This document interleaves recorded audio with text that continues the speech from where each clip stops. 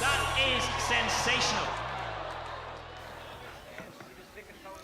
Well, hello and a wonderful good afternoon to you from Crumlin United, just outside of Dublin, and we are here for a UK Armed Forces football double-header between, first up, the women at 1 p.m. will be kicking off in about 15 minutes, and of course the men will be later, building up that rivalry that we've come to know so well, and that kickoff is at 5 p.m. Of course, we will be live 15 minutes to the hour. It is not a mild day here in Dublin, but at least there's some sun after the storm that passed through yesterday. We did worry whether the ground would even be able to open up for us, but it's delightful to be here. Crumlin United, where Robbie Keane, and John Knighton will join us in a second, but Robbie Keane started his footballing days here. So a ground with plenty of history, and these two sides certainly have history as well. First up, like I said, the women, you can see them warming up for now, but let's look back at the history of these two teams, both the men's and the women's, and how things shaped up over the years and competition.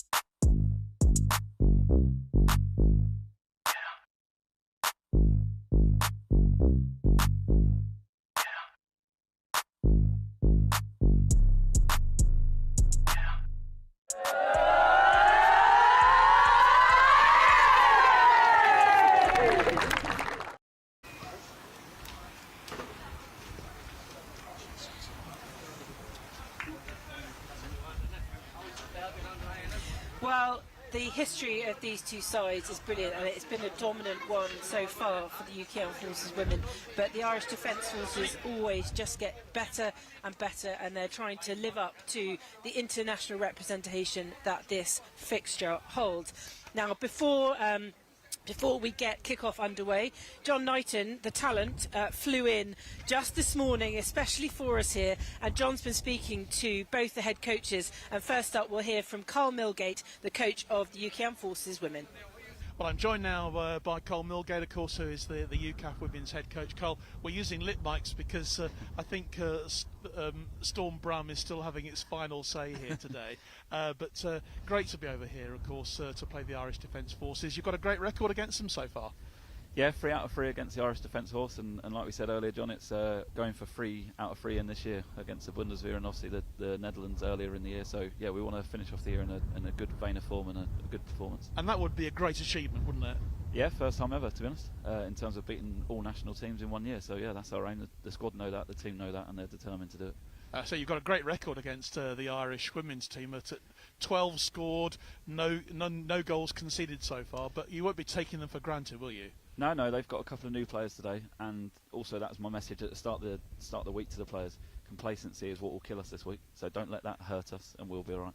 Make a few changes in the side, because obviously availability is always limited at this time of year. Yeah, it's the world we live in, isn't it, and working, unfortunately. 4 of the starting 11 against the Bundeswehr aren't here due to work and different personal reasons, but that gives us opportunities to others. So Ashley Mills from the British Army makes her debut today, and Indy Totti comes into the squad as well for her first call-up, which is great. Good luck. Thank you very much. Well, Casey McCullen's with me now, the Irish Defence Forces head coach here for the women, and Casey, obviously looking forward very much to another challenge. You've got a bit of work to do there against the UKAF team. Yeah, historically it's a game we look forward to, but it's always a game that we're trying very hard to improve on the previous year's performance. The lads that run the UKAF team have always put out a strong team against us, and we put out our girls, but when you look at the resources of both teams, we actually box above our weight, you know, so and we're hoping to do better today than we have done last year. Yeah, it's going to be tough. The weather's not going to help, but we'll get something out again. How important are games like this though for developing your players? Really, really important. You know, again, people say, what do you get out of a game where somebody beats you? It shows us the standard we want to get to, you know, and so be it. If it takes us 5, 6, 7 years to get there, that doesn't matter. We see the standard we want to get to. We like playing that, and it's played in the right spirit as well. You know, it's not all kicking and moaning. It's about football. It's about promoting women's football within both organisations, and to me that's only positive. But yeah, it's a benchmark for us to get to, and we will get there. It might take us a while, but we'll get there. Okay, so go well today. Thank you. Cheers. Thanks very much. Well, you saw him there on screen. The big man John Knighton has agreed to co-commentate on this match, and he of course will be lead commentary on the men's match later. John, thank you so much for joining us. You spoke to both the head coaches there. What's your feeling ahead of this game? Well, I think the first thing to say is, of course, that UKAF are totally dominant in this fixture. The 2 games, plus 12 goals scored and none conceded, but they're certainly not taking the Irish Defence Forces team for granted. They'll take it very, very seriously. Carl Millgate obviously takes every game seriously, but for them, what a fantastic opportunity. For the first time ever, they could win the 3 big games that they play, all in one season. Obviously, the Bundeswehr, the German forces, just a couple of weeks ago in the Remembrance game, they won the President's Cup out there in Holland, and if they can win here today, that'll be 3 victories. For as we heard from the Irish Defence Forces team, what's really important for them, of course, is to improve, and as you said, they really are improving every time. So today is not a foregone conclusion. It might be another win for UKAF, but it could be much closer than we've been seeing in recent years. Well, there you heard it, a strong decision there from John on but yes, the scores definitely have got smaller over the years. Let's have a quick look before the players come out on the pitch at the UK Armed Forces women's lineup. Because of the nature of military football, of course, there are about 4 players missing, just unavailable due to courses and career courses and all the rest of it, but you will recognise a lot of these names. In goalkeeper, in the number 1 shirt, we've got Jennifer Horrocks, Abby Hayes to follow, and then Ash Mills, Courtney Jones, Megan Herbert and Harriet Wellings, Pip Wilson, of course, playing that crucial midfield role. Kat Beaver will captain the side, as she has done for many years now, and such an integral and strong part of that setup. And then you've got Izzy Crooks in the 14 shirt, Tara Parker in 17, and Lucy Farrow, the speedster that is Lucy Farrow, up front in the shirt number 23. On the sidelines, well, I say sidelines, it's not at all that now, is it? It's the impact players. Jamie Lee Bamford is the reserve goalkeeper. Ashley Housley-Stott, Georgia Carr, Emily Weiss, Eden Marsh and Indy Totti, who's a name that I haven't actually heard much about. Hopefully we'll see her come on today. But yeah, there are a few names missing, but a lot of names like the Pip Wilsons, like the Kat Beavers, like the Lucy Farrows, John, that we're used to seeing, and used to seeing star in these matches. Yeah, and they'll be really important for UKAF today. Of course, that experience that they bring to these sort of games. But what an opportunity for the newcomers to, every time a player is missing or one of the regulars is missing, it's an opportunity for someone else. So I'm looking forward to seeing some of these newcomers coming in and seeing what they can do. And I know that that's certainly the case for the management here today. They'll be really keen to see their squad in action, not just the usual names that you have on the starting list. Looking back, I mean, you were in Holland for the win against the Dutch earlier this year. You were also doing commentary for the Bundeswehr games, the German military. The side that you saw then, because I wasn't in Holland, but I did see, was absolutely brilliant. I mean, it was such a deserved win against the German team. Like I say, a couple missing, but and Jennifer Horrocks has obviously come in to start now in goal as well. But to be able to have Jamie Lee Bamford on your bench, yes, is brilliant. Absolutely right. But players like Kat Beaver, Pip Wilson, they've been there, done it. But the interesting, of course, for the President's Cup game back in the spring, it seems a long time ago, doesn't it now? Was that they had to win it on penalties. It was a penalty shootout which they won, and that means just as much. And of course, we saw a penalty shootout as well for the men's game against Germans, game of remembrance. So penalties are really important. I'm not quite sure. I think we'll try and find out what's going to happen if this game was to be level at the end at full time. I imagine they'll probably just go straight to penalties. Yeah, I think we've had a men's fixture, I think in Havant a few years ago. So the Irish were visiting, and that went straight to penalties. 2021.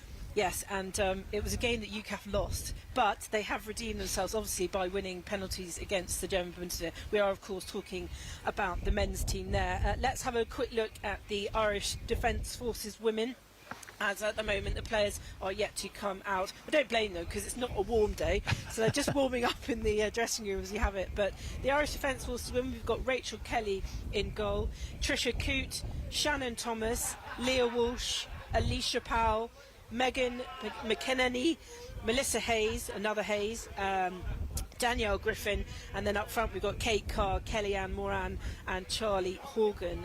They've got quite a sizable bench.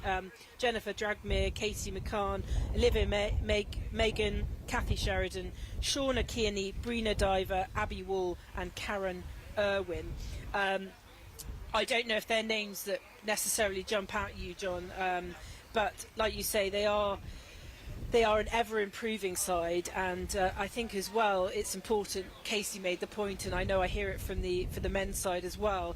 I hear a lot about the fact that their resources in comparison to the UK Armed Forces are minimal, aren't they? They are, but that's why these games are so important to them, because it's only when you play matches against stronger teams who look stronger on paper that you can really see how far you're developing and how well they're going. But as Casey said, each of these games is really important to us, and we want to see the Irish Defence Forces, men and women, getting stronger and stronger, because the more we have in Europe of military football that is strong, the better it is for all the teams, and we want to see some competitive games, which of course we have seen this year. I'm starting to see some movement come out of the dressing rooms, but just to give you a picture, I don't know what the pictures look like on our Forces News YouTube or on Facebook. It is a sunny day here, but there's imminent clouds, so we are covered by a gazebo. And John and I have both experienced fairly bouncy flights over from the UK, John. I managed to get in last night. John, you've been slightly delayed, but everyone I spoke to when I landed last night said, "What, your flight wasn't cancelled?" They were amazed that anyone was flying in that weather. Yeah, Storm Bram is certainly, the legacy is still here. It's still strong wind blowing, and it was a bit of a bumpy ride this morning, I must admit, coming over the Irish Sea, but nothing compared to what you had to put up with last night, Kath. So I consider myself very lucky to have got here reasonably smoothly today. But yeah, I mean, fantastic that we're here, and I just think that to have games like this at this time of the year as well, as we're obviously very close to Christmas, everyone's thinking about Christmas, but to have competitive fixtures like this is absolutely brilliant, and I'm expecting a really good game today in this one. And wherever you're watching today, let us know where you are. Maybe you're going to be a bit warmer than we are, because we're going to have, I'm sure, people watching from all around the world. I know that a gentleman just came up to me a few minutes ago asking where this was being shown, because he's got someone in the Falkland Islands he's going to let him know. So if you are watching in the Falklands, and it will be very early in the morning at the moment, then please let us know. We'd love to hear from you and give you a mention. Should also mention the officials here today, Kath, as well. Stephen Butler is refereeing the game today, all Irish defence officials, with Sonny Charles and Killian O'Sullivan. They are the assistant referees, and William McGrath is the fourth official. So they're looking after things. They'll be wearing their yellow and black today, and I'm just sort of looking as the players now coming out onto the pitch. Over to you, Kath. Well, do you know what? I think those are just the impact players at the moment, so still a bit of movement to come, but the Irish Defence Forces have come out of their dressing room. I was going to say dressing table, dressing room, of course, and both teams will now be leading out onto the pitch. We have had a couple of messages, John, already. Corvin Phoenix on YouTube said, let's hope you don't have any injuries. Well, I'm saying that with my fingers crossed, because yes, everyone's hoping. At the moment, the women's team are fighting fit, so that's all good. Donna Poole says, come on Ireland.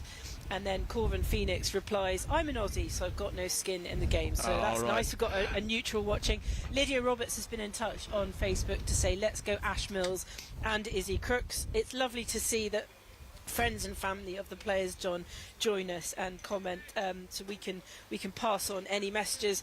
And I know that the players go back to these live streams as well and kind of use it as a bit of analysis, which is not, so we have to be careful what we're saying. We do, absolutely can't say anything critical about anybody. Well, we can be critical. Well, we can, but in a positive sort of way. Critical, not rude. But I would like to say, actually, that if you are watching here in Ireland, where we are at the moment, and you know someone who'd be interested in watching your military teams play, just get on the line and join us, because the more people who are watching, the better we like it, of course, and for all our social media as well, because the more engagement we have, the more that we can spread the word about military football. I was talking to the taxi driver in the car on the way here in our journey, and he was ex-Irish military, and was going to be, when he finishes, he's going to be logging on later as well to watch. So, you know, the more people who watch, the better.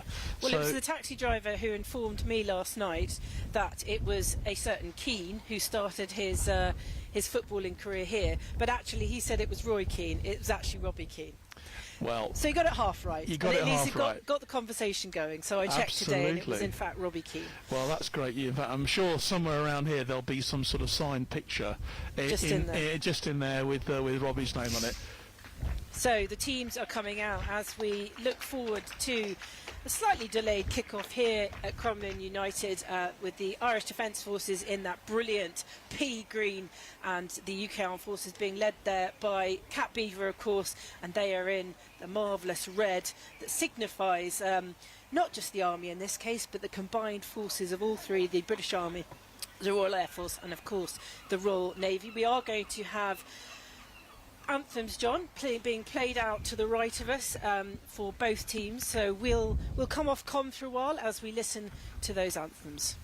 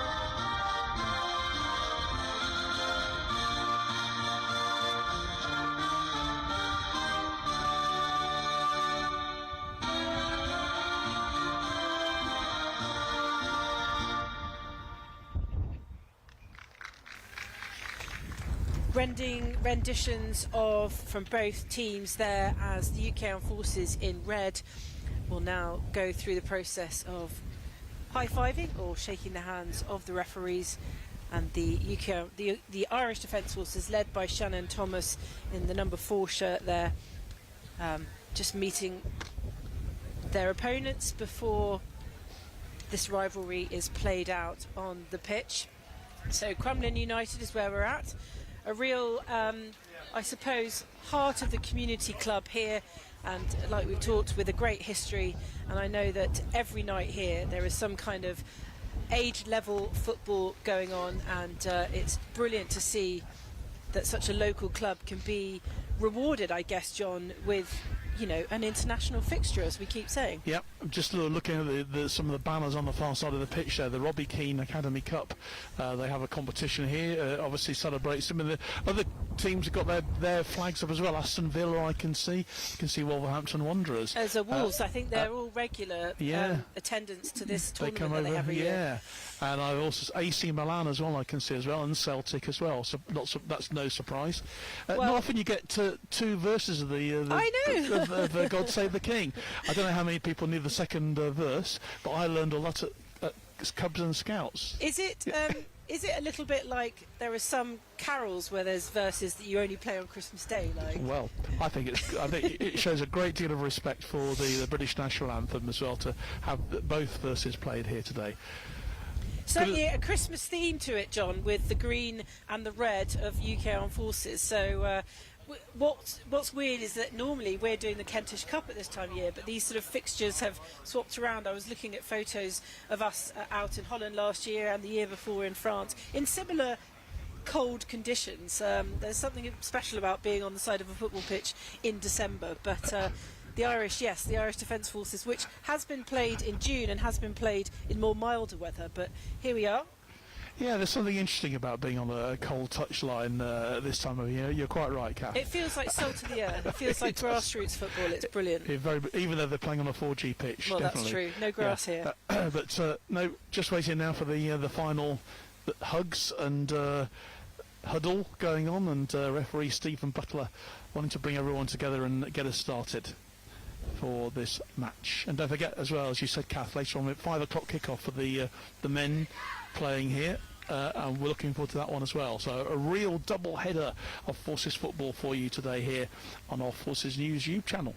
And I think it's the first time we've had a double header in Ireland for the Irish Defence Forces matches, because I've been out plenty of times with the men's team, but this is the first time I've seen a double header, which is brilliant for us because we can be in one place and still bring you 2 live games of football as UK Armed Forces get prepared to start proceedings and get them underway, as we are live now for the UK Armed Forces women up against the Irish Defence Forces women. John's already called it. He thinks it's a very dominant UKAF side, but we'll see, I suppose, in the first 5-10 minutes what this Irish Defence Force can provide. So we're underway. Beaver with the ball here, wearing the captain's armband, and already the Defence Forces of Ireland have the ball back, but it's fallen at the feet of Ash Mills.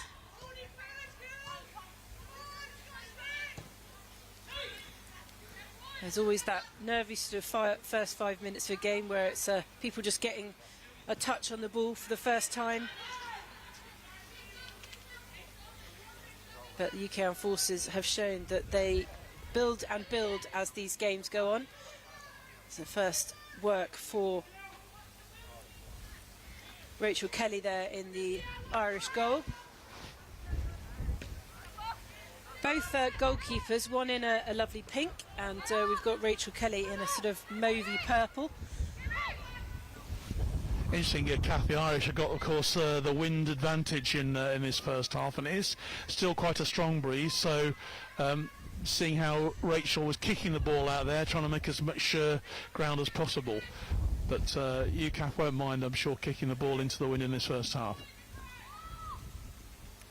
And I guess that means that UKAF then have the win with them in the second half, which can only be to their advantage as their legs are getting tireder and impact players are being called on as UKAF go forward. But Lucy Farrow there, ever so fast on her feet, couldn't connect with that pass. So it's back with Rachel Kelly, and as John said, using that wind to point it down the pitch.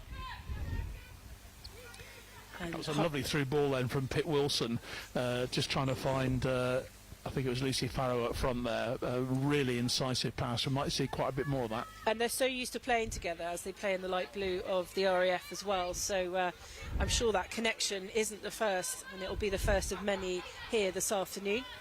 Crumlin United, of course, the fixture venue for this Irish Defence Forces up against the UK Armed Forces women's side.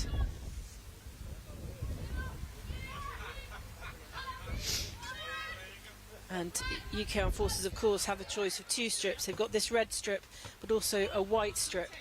But sometimes it's up to whether there are shirts available and in the right sizes. So they've gone for the red strip today, which I suppose could be probably an away strip, John. A commentator's nightmare when they start changing shirts. And one we are very used to. Yes. It's good play by the UKAF in the midfield here, already dominating this midfield battle, which will be, I'm sure that's going to appeal to Carl and the coaching team for UKAF. So both teams had all teams had the opportunity yesterday to train at FAI Ireland, or Football Association of Ireland, which has got some lovely pitches, and the Irish Defence Forces, as ever, providing a really good facilities and accommodation for these players. So UKAF just getting a feel of the ball as they probably get used to a bit of the wind as well. Kat Beaver, who's always such a good anchor there at the back. And Abby Hayes there, again using her height at the back. But they've all got wheels, these girls. Yeah, already interesting seeing Ash Mills here on this left-hand side. What she can do, showed some pace already. And I think that the system that Carl has built here clearly is going to be beneficial for them today.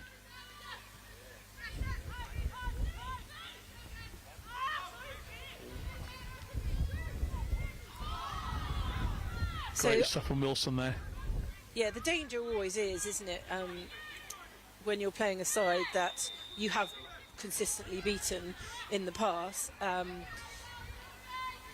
Complacency is a word I hate using, because I don't think anyone at this level ever gets that complacency.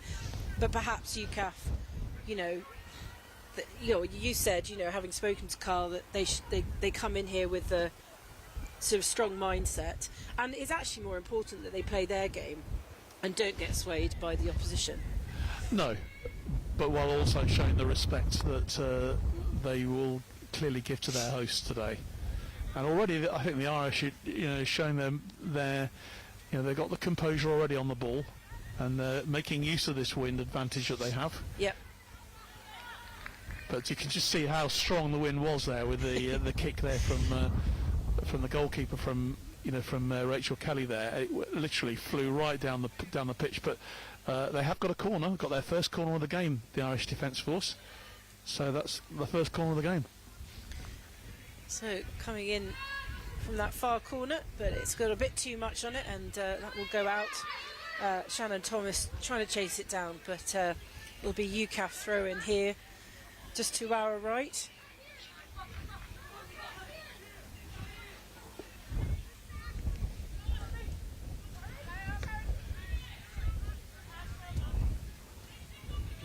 Back to UKAF. Yeah, always a lot of toing and froing in the early stages.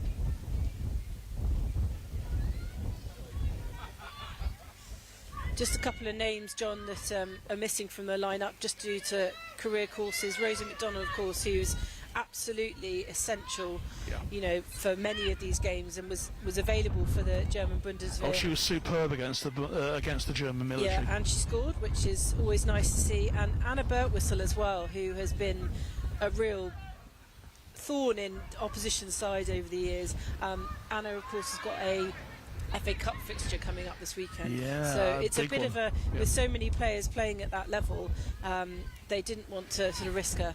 Well, that's what Carl was saying earlier on, that you know, he's got. They didn't do too much when they arrived here on Monday, and that'll be a corner for UKAF, their first corner of the game.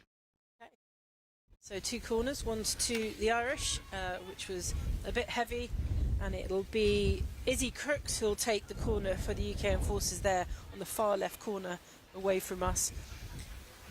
And sun may be an issue for some of the players down there, but we'll see what Izzy can do with this. It's quite flat in.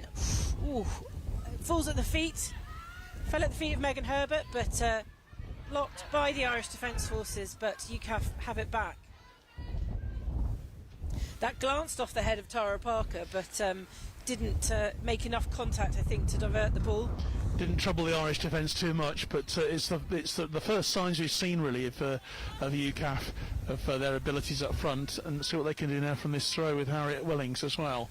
It was a really flat corner from Izzy Crooks, and I think that was the difference between hers and the Irish Defence Forces corner. It was flat, and any number of opportunities could have gone in, but well defended by the Irish.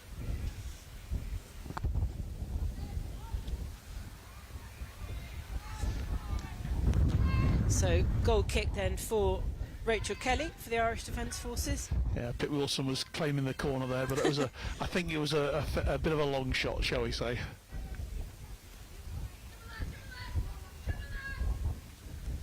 So it certainly looks warmer than it feels, with a lovely sun-drenched pitch, but that wind is fairly brutal. Cat Beaver then, up the left.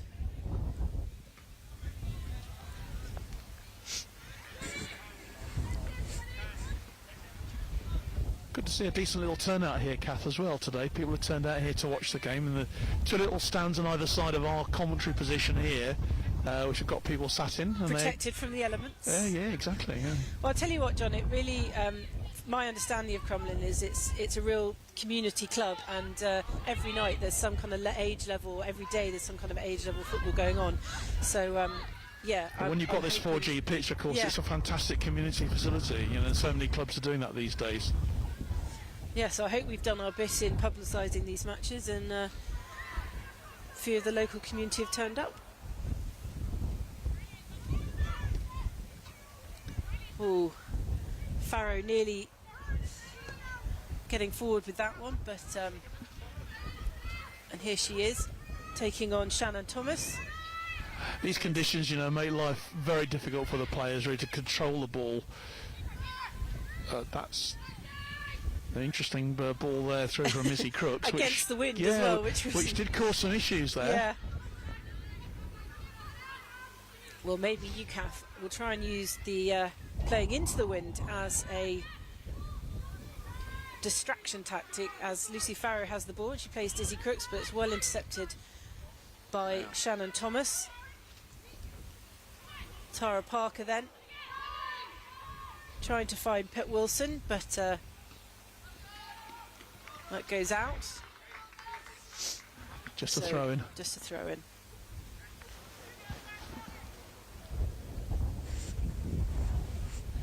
I think UKAF just beginning to assert themselves now, Kath, in this game, showing what they can do, getting used to the conditions. Now, John, have I had too much of the black stuff? But is this pitch on a bit of a slope? We joked about it before it starts, but it feels like it's I think you're right. Also going uphill. Yes, it could be a bit of a crown green as well, because the far line disappears from our, because we are we are pitch side and literally at ground level here for the commentary. The best place to be, John. The best place to be. In amongst the crowd. Yeah. Well, thankfully the gazebo is sort of protecting us from any incomers, as that's nicely paid back to Jennifer Horrocks in the pink in the UKAF goal, and she passes that out to Beaver.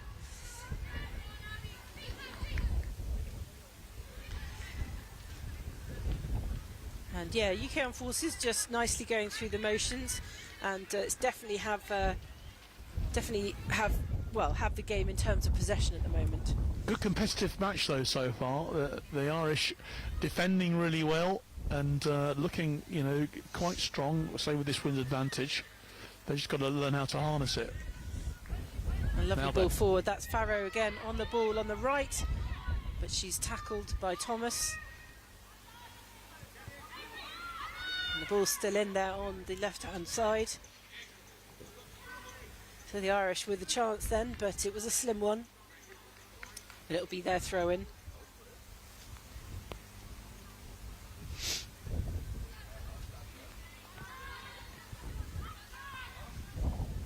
And it's neatly paid back to the UK Armed Forces goalie, Jennifer Horrocks.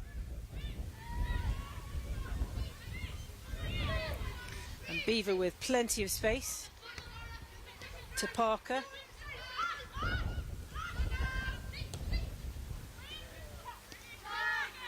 UKAF just playing the ball around, keeping it warm, and that's gone forward. Lovely bit of control there from Izzy Crooks there, Kath. Just a little bit too much on it. She passed forward to Tara Parker, but but it shows signs of where they're looking and what they're doing. And actually, I remember from the German game, that ball forward was so precision timed, and it just got better and better during the game. Look at the length she's got on that kick. Ooh. Ooh.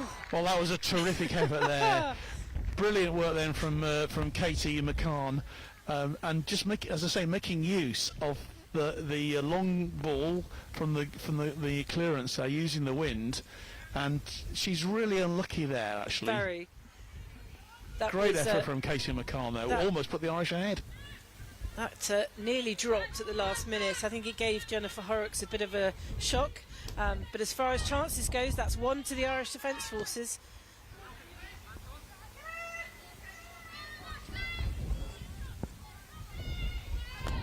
UKAF then looking to respond strongly. It's a second corner for UKAF there, and you could just see the signals coming from Cat Beaver there to try and put Tara Parker through, and Tara did really well there to win that corner.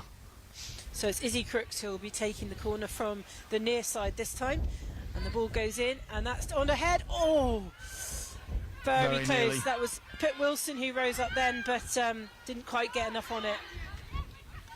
And another chance goes begging. Ash Mills feeds it in, but that will go straight to Kelly in the Irish goal. So Kath, chances at both ends. Yes, brilliant. Really good. And this is a very competitive performance so far from the Irish Defence Force. Another long clearance look. And the wind takes it all the way to the other end. Straight into the hand of Horrocks.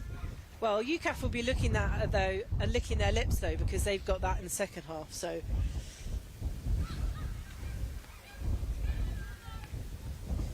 yeah, they do like to play the ball along the ground though, and I think it would. So the Irish then, we've got Katie McCann, who had a great shot on goal only minutes ago, but she's unable to keep and control that ball. But it will be an Irish throw-in. Yeah, Leah Walsh. Yeah, Katie McCann looks dangerous down that left-hand side. I think Abby Hayes may have a work cut out there. So a throw-in from the Irish Defence Forces, headed straight out.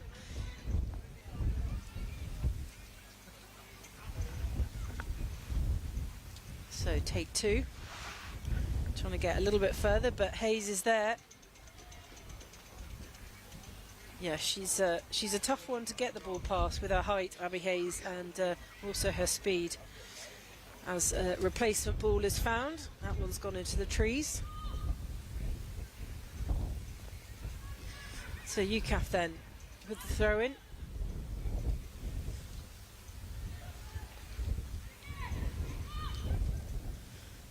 Just a reminder, wherever you're watching, whoever you're watching, do let us know. We can read out your comments here on BFBS Forces News, whether you're watching on YouTube or Facebook. Any tales you have of players here and how they came to football, and you know, we see so many sides, well, so many players now, John, playing for civilian clubs and playing well for civilian clubs. Absolutely. I just wonder if any of the Irish Defence Forces women players here have started there, maybe started playing football here at Crumlin.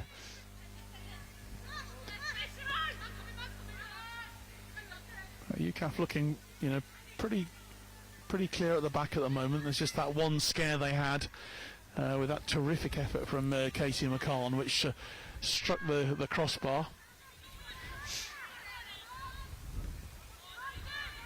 And now what can Pip Wilson do here? Back to Beaver in the middle. She is the axis on which this team turns.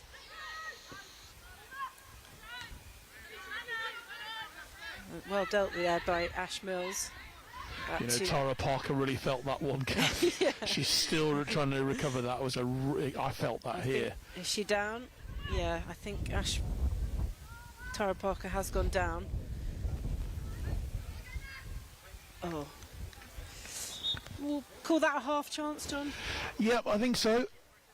And the goalkeeper had to have her wits about it. Did Rachel Kelly there to make sure that was okay. But Tara really, we really felt that was a full-blooded smash there, and no quarter given. So Tara now receiving some treatment. And when it's cold like this as well, Kath, anything like that is really going to hurt, isn't it? Even more.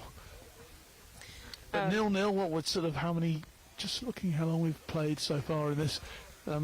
Nearly halfway through this first half, and we're about 18 minutes in, John. Yeah, so I think we're already seeing, aren't we, in this match, that the Irish Defence Forces are really strong, and there's been chances at both ends, and that great effort from Katie McCann, and she took the long ball, handled it really well, and then that was a terrific effort that struck the crossbar.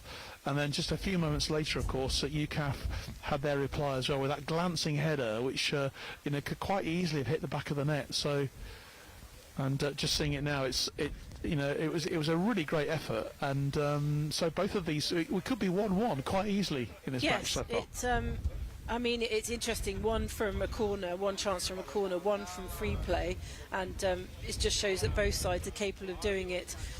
Doing it both ways, whether that is from a set play or whether an open play. But Katie McCann certainly looking to be a threat in the green shirt, and UK Armed Forces though will be ready for anything that's thrown at them. I think Tara is waiting to come back on the pitch again, which has come back on now, so that's good. She seems to be running that little injury off.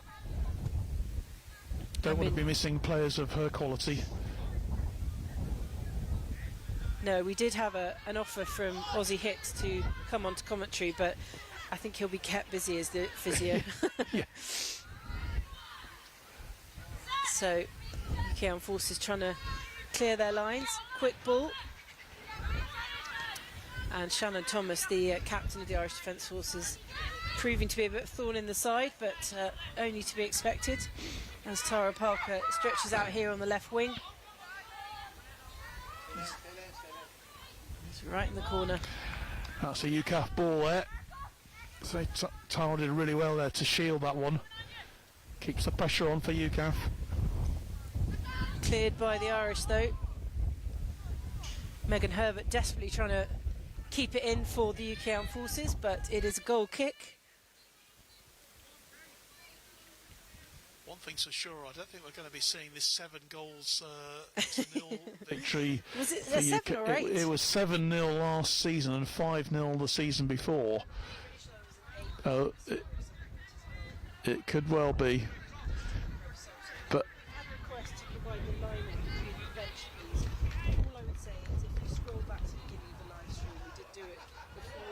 started. I think it'd be a bit much with all the changes to do that now. So that's from Paul Conwell. I hope that's okay. If you scroll back, you'll be able to find it at the beginning of this live stream.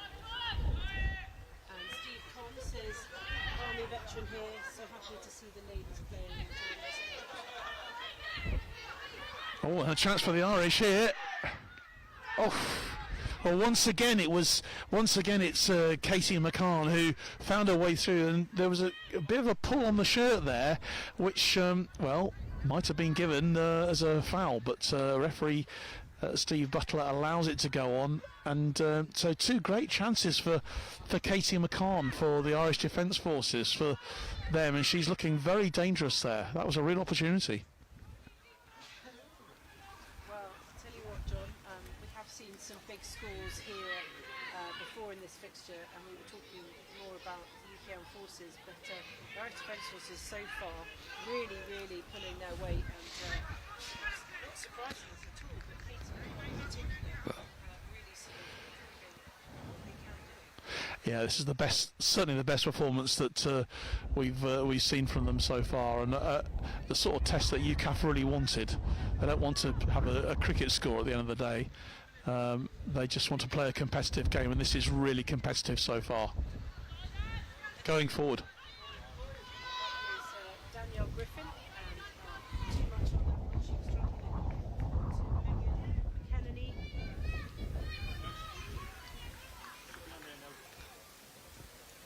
But yes, that will be a goal kick for Jennifer Horrocks. No score here at Crumlin United, and we are 22 minutes, so almost halfway through, yes, of the first half. And many thanks to John Knighton for stepping in as co-coms. He, of course, will be your lead commentator for the men's Irish Defence Forces up against the UK Armed Forces later on this afternoon. That kickoff is at 5 p.m. as the Irish take it forward, but it's stolen back by UK Armed Forces, and it's back in the ladies in red.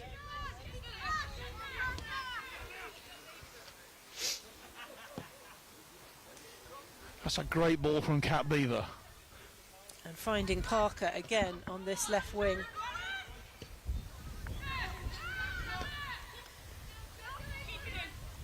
And it's Mills taking it forward again. She's surrounded there.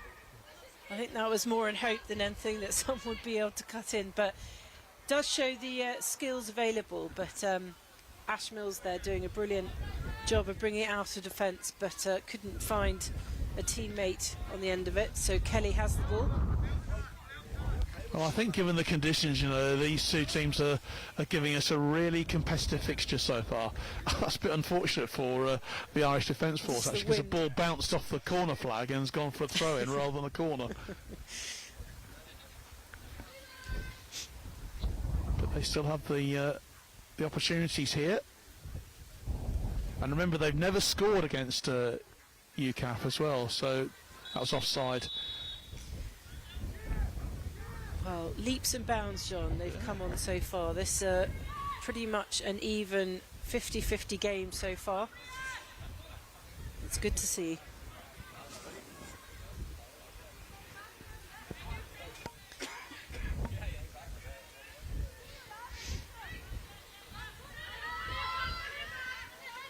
UK Armed Forces then. This unit at the back, John, Cat Beaver is integral to the team for many reasons, but the anchor she gives this team in this back line, but also being able to carry that through the field. You often see her as the go-to in the middle, but it's so structured here at the back. But some of her incisive passing is very impressive indeed. And here she is again. Oh, a lovely ball in there. It doesn't find Farrow though. Played in from Harriet Wellings on the right wing. And UKAF winning the battle in the middle for the ball. It's back with Beaver. And yeah, she just dictates the game from the middle there. Absolutely controlling that midfield. So UKAF going through the motions. Farrow again, and Parker's got a chance. Oh, but it's taken very well by the Irish Defence Forces. I think if she got a good foot on that, that was in. Yeah, the bounce of the ball just slightly confused there. Obviously on this artificial pitch as well, it can be a little bit hard sometimes to bring that ball under control. But opportunity there for Tara Parker, definitely. I feel like Tara's been the busiest so far on this pitch That's another ball forward from Beaver for Now then. Izzy Crooks, but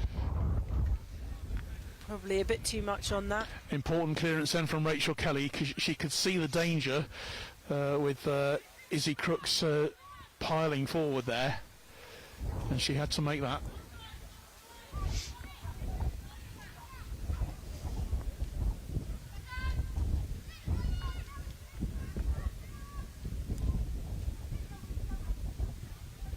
Ash Mills pretty far up, but controlling the ball here. Great Lovely turn, turn. lovely turn. Feed that in, Pitt Wilson can't quite get on it. Offside though, an offside flag's gone. I think Pitt Wilson just timed her run just a little bit too early. Yeah. Eager to get their first score on the board, UK Armed Forces, as are the Irish. But John and I reckon it's pretty much 50-50 here so far. UKAF certainly the most are the most composed on the ball, but the Irish are just using this wind advantage to get themselves into opposition territory really quickly. Yes, and it's very telling, wasn't it? Because their most most particular chance so far came from a long ball, but that was using the wind. Absolutely, and you've got to use what's the advantages that you have, and they have looked dangerous. UKAF definitely with more possession, and I think, like you say, John, that's their control on the ball, which is slightly better than their Irish counterparts. But what's important, of course, is that 0-0 scoreline so far, and I'm sure that the Irish bench will be really pleased with how competitive their team have been so far. Seeing Declan on that far side, he's happy.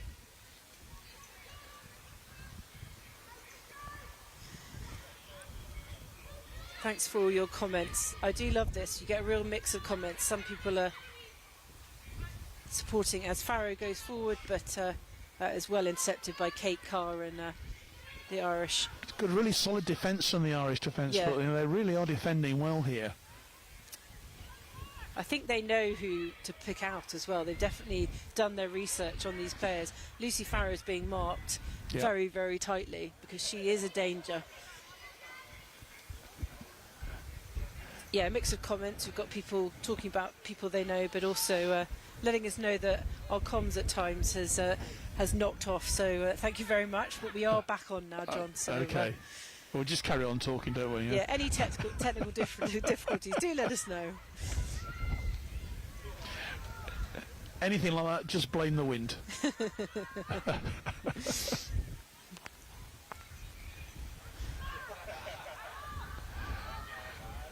So UKAF throw in then on the far side from us. Wilson ducks that one down. And yeah, the Irish Defence Forces are really up for it in defence. They are really on the ball. Yeah, they've defended really well here so far. Just one clear opportunity for UKAF has appeared in this game so far. That was that header. And they've had two good opportunities, the Irish Defence Forces. So it's even Steven here. And I think those of us who have seen these matches in the past will be quite surprised by that. But maybe no one pleasantly surprised, I would say. Well, but I think no one amongst the Irish will be surprised by this, that their team is getting better all the time, and they're making it a really competitive fixture. And I love that the I can't remember the name of the trophy in the Shield, the Friendship Trophy, isn't it? Perpetual Friendship Trophy. Perpetual Friendship of one of the strongest rivalries I know in military football. I remember the game over here in Dublin a few years ago. The men's match was anything but a friendly. It was so competitive. Terrifically competitive game. But we see that during the Kentish Cup as well, and we've got an injury here to one of the UKAF players. I think the ref will need to stop. Yeah, that's serious. That doesn't look comfortable at all. Yeah, she went down. She was trying to make a tackle, and I think that her ankle, she might have really turned her ankle really badly. Hope she's going to be okay, but she looks in a lot of pain. I'm just trying to see who it is. Yeah, I can't see it Pippa Wilson?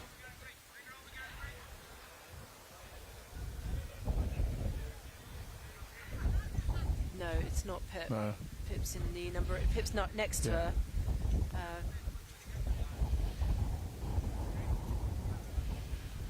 Yeah, a lot of concern there at the moment. I hope that she's going to be okay.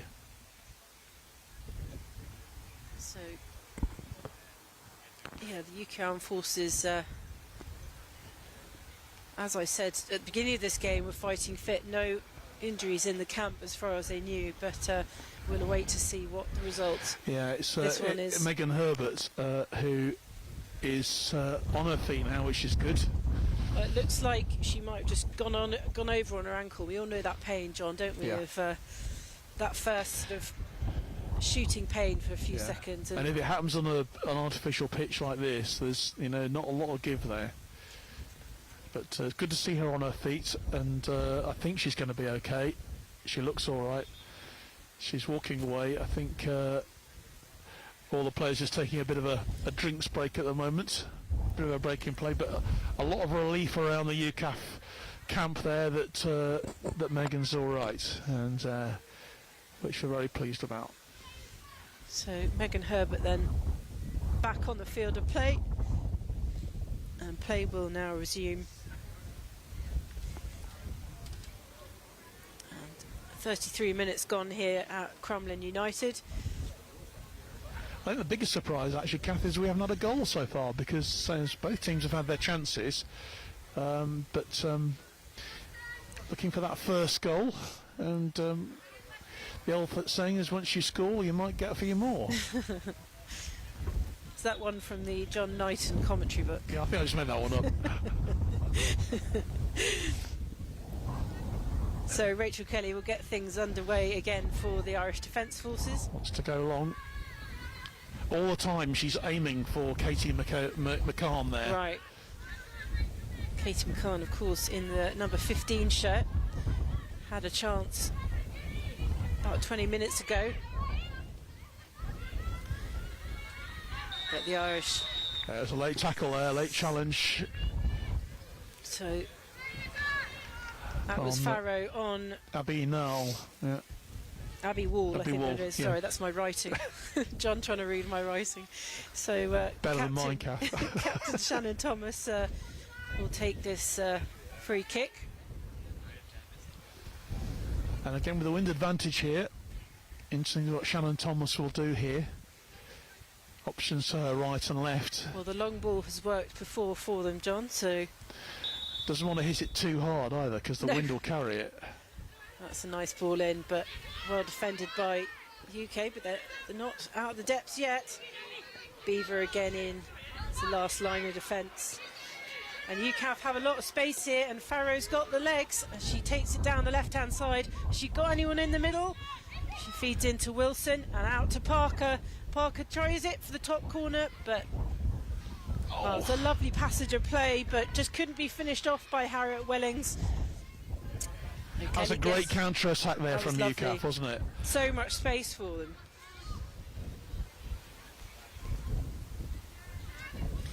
Well, we haven't seen any goals yet, but we've seen some very, very near misses and some really great chances as UKAF play it forward again. Shannon Thomas and Rachel Kelly combining to keep it out of the Irish goal.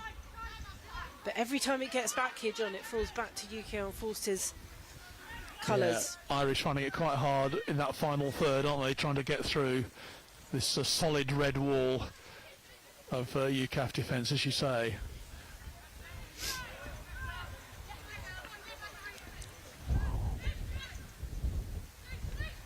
Oh, Farrow being tackled by two, but she doesn't come out of that one with the ball, unfortunately. I think they've definitely been watching some videos, because Farrow is either very tightly marked or double marked, and they know what a danger she can be. Yeah, I think you're right. And when they're not in possession, the Irish Defence Forces are really well set up as well. They're well organised, particularly at the back when they don't have the ball. Parker then trying to save it here on the left wing, but ball's too much for her. The Irish trying to speed up the game, catch UKAF unawares, but Beaver again controlling things from the middle. There's a bit too much on that for Wellings to reach, so it'll be an Irish throw-in. You can see what she was trying to do there, just spread the play wide onto the right-hand side. Yeah, she sees the space so well, and that's why she's a good leader and a good voice to have on the pitch with you.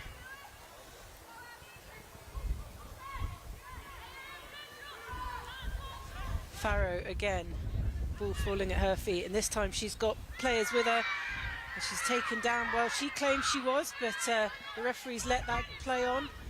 Farrow still down there in the box, and it's Shannon Thomas going forward for the ladies in green.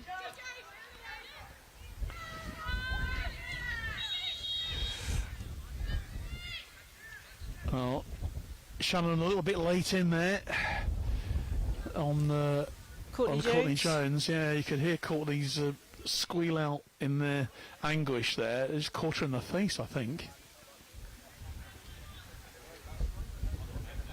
Cat Beaver just having a word with Stephen Butler about that, making sure that maybe even a comment about the penalty appeal, which well, back there, yes, on Farrow, who stayed down for a while. She's back up now, but referee was having none of it.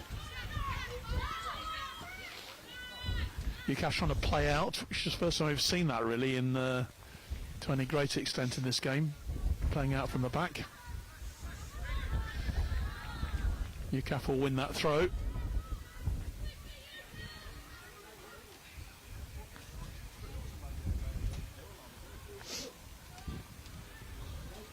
Pip Wilson can't quite keep that one in.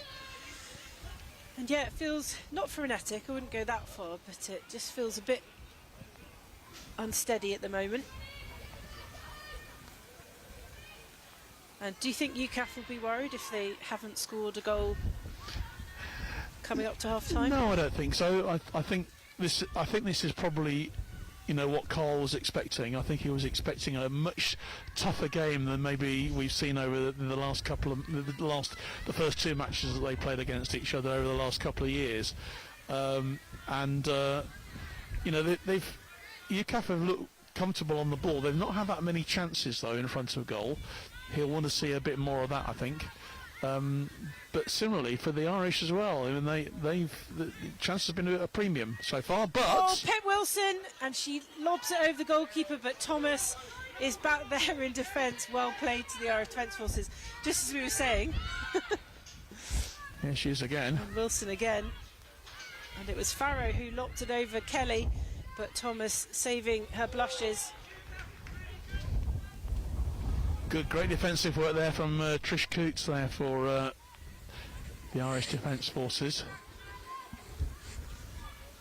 That's what's impressed me about them so far, is their defence. Yeah.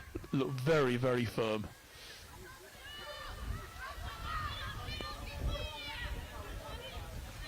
Well, it's a good way to frustrate a team like UKAF who like to score goals.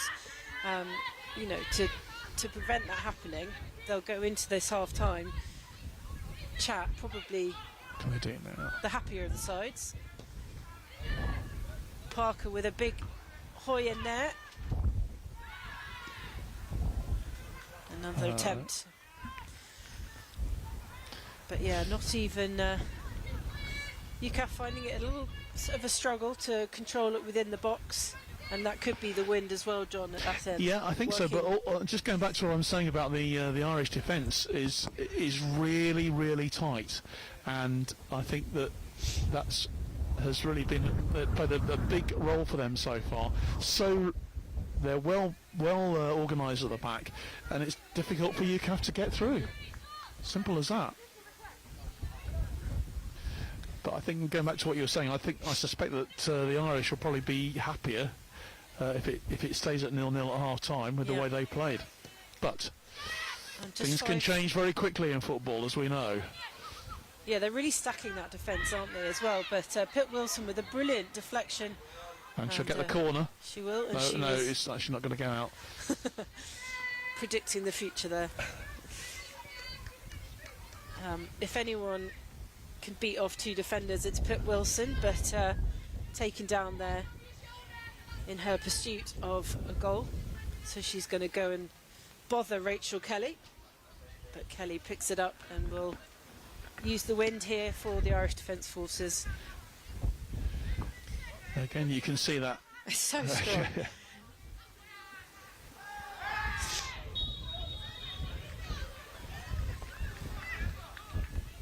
I think the referee's given a free kick, hasn't he, there?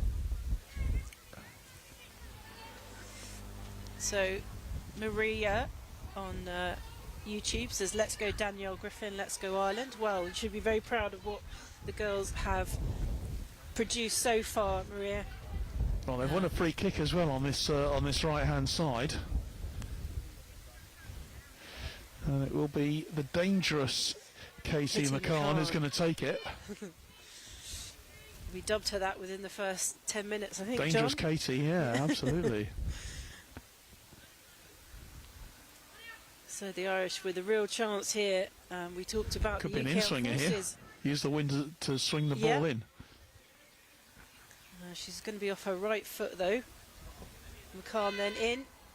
Oh, That was great defending there from UKAF. it was a lovely header from Thomas, but Beaver was right in the way, so Cat Beaver again saving her team's blushes, and Farrow's on the ball here in the middle. That was a lovely ball in from McCann, though. Well, I think it's fair to say that this is by far the best performance we've ever seen from an Irish Defence Forces women's team, without any shadow of a doubt. Well, that's brilliant. If UK Armed Forces have had anything to do with that in providing the opposition that they do, then it's good. It's really good for women's football. It's really good for women's military football.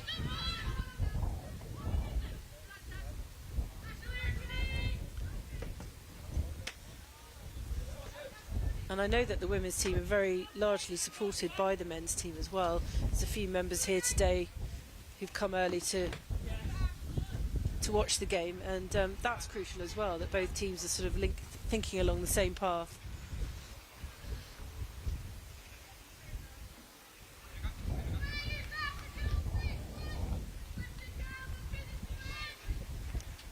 So the ball just getting reclaimed from Yeah, just waiting for a spare ball. And Karen Irwin right in front of us is going to take this throw. and the aforementioned Danielle Griffin there, trying to clear the ball for the Irish, but it's back with Horrocks in goal for the UK Armed Forces, and we are fast approaching half time here, John.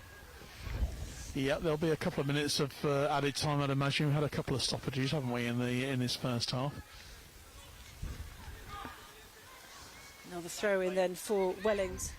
2 minutes is going to be added. I've just been told by Killian O'Sullivan, who is our assistant referee on this side of the pitch. A couple of extra minutes. In what has been a very competitive first half. The only thing we're lacking is goals. I think we'll see some in the second half. I'm pretty sure we'll see some goals in the second half. I think these chances are too good to not be converted in the second half. It is quite a small pitch as well, actually. I think that's interested Carl. There's going to be a strong challenge coming in there. So it's again Katie McCann, who was not penalised, who was penalty was against, and it's Courtney Jones who has been deemed responsible. So it'll be McCann again with a free kick on that far side on their left wing. Being penalised, so an opportunity now for the Irish Defence Force. Again using the wind, John. It'll be off her right foot.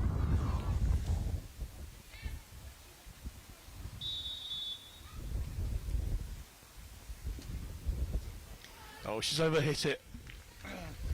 That's the danger when you've got the wind. Overhitting the ball.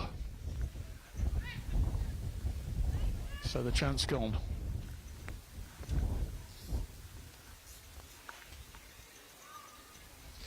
Courtney Jones then at the back for the UK Armed Forces to Abby Hayes. Oh, Irish with a brilliant interception, but then lost where the ball was. Referee's given the handball. Trying to take it quickly. Bit too quickly for Stephen Butler's liking, so he's going to come back again. But not only have the Irish impressed me in the defence, Kath, but also they've grown in confidence. You can see how much more confident they are towards the end of this first half than they were when we kicked off, and that's impressive too. So an awful lot of positives for them. So I think Carl will be talking to his team and saying, "Look, we've got a real battle on our hands here." Courtney Jones then, the last line of defence, and UKAF are really looking and seeking this goal before half time, because they've got all the team in one half. Semi-strike there from Hayes, but came to nothing. And there's the long kick down the pitch. Half-time whistle. So 0-0 here, 0-0, John, between the Irish Defence Forces women and the UK Armed Forces women. It's not a scoreline we expected at half-time, but as you've said, it's very much credit to the Irish Defence Forces, in particular their defence. Yeah, the defences look very good, and as I say, they've got more confident as this first half has gone on. UKAF, I think, probably had the best of the possession and have looked very, very comfortable on the ball, but they know they've got a battle on their hands in the second half. Very, very exciting. Well, do join us back. We've got 15 minutes for half-time, and John and I will return to bring you the second 45 minutes of this scintillating fixture, and I expect UKAF will have a lot to say to each other in the changing room as they go in for this half-time break, and probably to warm up a little bit as well. But we'll take you to rugby for this half-time break, and a lovely interview and in-depth insight into the life of Junior Buller-McCow, former Army and UK Armed Forces rugby player.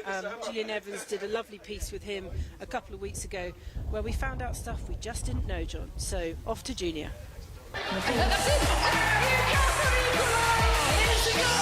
That is sensational. Army Navy, 2015. Knowing, standing there, doing the national anthem, seeing my family watching me from the stand, knowing that I'm on TV, having my family back in Fiji, seeing me on the Army Navy. Afterwards, getting the man of the match, scoring tries that I've always loved scoring tries. That is one moment I will never forget, because my first Army Navy, that I shared that field with Jack Prasad, Naka, Ves, Rocco, Bowley, Pete Austin, Turkish, Matt Dwyer. Those older men now has taught me a lot. They told me that, Junior, this is going to be your first Army Navy. It's going to be a tough one. But remember, it's just another game of rugby. Have fun, enjoy it, and just keep smiling. Don't let the Navy put you down. So, okay. So that's the one moment I will never forget, because I went there as a young man. I came out of that game as a better man than what I was after 80 minutes. A way better man. Got injured at 2019 on October the 4th, playing for Coventry against Ealing. I had a really bad a knee injury. I had MRI scans, and the result told me that it was an ACL rupture. So I had to rehab. Then when I went for my surgery, it was a lot worse than what I showed on the scan. So they fixed my ACL, my meniscus, everything that was on my knee. They had to fix it, repaired. Then I was in the process of going through my rehab program. The day before my 6 weeks checkup, I told my wife I'm not feeling well. So I went upstairs, I just sat down and went for a 20-minute nap, but I thought it was 2 hours. Then I woke up and I was just not well. And I looked at my knee, it was just swollen up. Then the next day, I went into the doctor's appointment and he looked at my knee. It's like, oh, that doesn't look right. So he drained the knee and he looked at the fluid and he told me, Junior, your knee's affected. So they took some sample, took my blood. I went back home and I got a phone call 5 minutes before I go home on that same day. They told me that you need to come back in right now because the infection marker is really high. And I was like, why? Can you not just wait until tomorrow? And they told me, you're awake right now. If you go to sleep, you might not wake up. But if you do, we have to amputate your leg. And it came into my sense. It was, right, okay, I have to go. So I went in, done the surgery, emergency surgery. Then I found out I had a staph infection, and that was only my first one. And I've had 8 operations now, and I've had 2 staph infections. The last staph infection that I had was last year on Father's Day. So of all days, on Father's Day, I woke up that morning knowing my knee was just throbbing. So I was rushed to A&E, and they took me into A&E, and they looked at me and they drained my knee again. That was after 5 years, and they told me that your knee is affected again. The question was going through my mind, why is it happening to me? Why me? And they told me that you're lucky you're here on Father's Day. And I said, well, I'm not lucky because I was meant to have a nice Sunday lunch. Now I get to miss that because I'm now having an operation. Well, would you rather be at home or be here to get fixed? And I said, well, is this going to ruin any of my career in the army? Well, the thing we can tell you right now, you might not have a leg tomorrow morning. So if that infection marker didn't come down to at least to 100, they would have amputated my leg. So I was on antibiotics for the whole night, couldn't sleep. I had fluids, over 40 liters of fluid flushed out of my knee.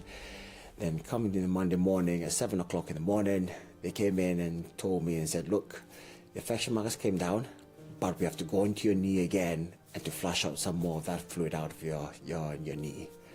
So I said, okay, crack on. And one question I asked them is that, will I still have my leg? And as a rugby player, as a winger, what I've always known is running really hard, really fast.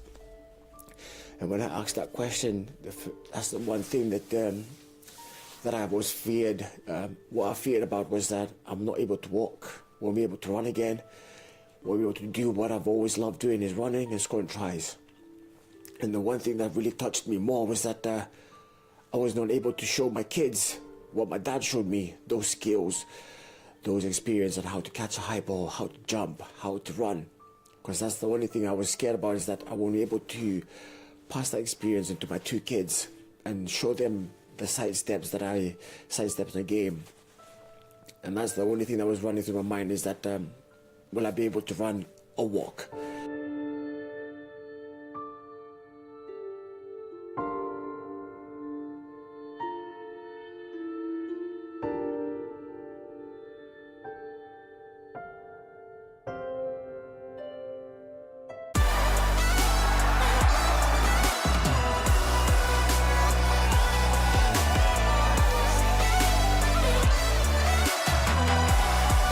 The British military might fight together to defeat our enemies, but when it comes to sport, it's strictly British Army versus Royal Navy versus Royal Air Force.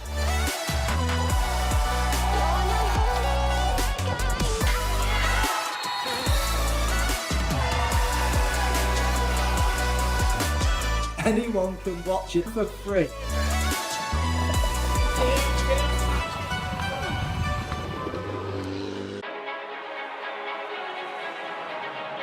I got stabbed multiple times from the machete. From here down to there, you can see it appearing through a little bit there. I'm Kyle Shortullen, I'm a Royal Marine Commando, I'm a GB boxer, and this is my story.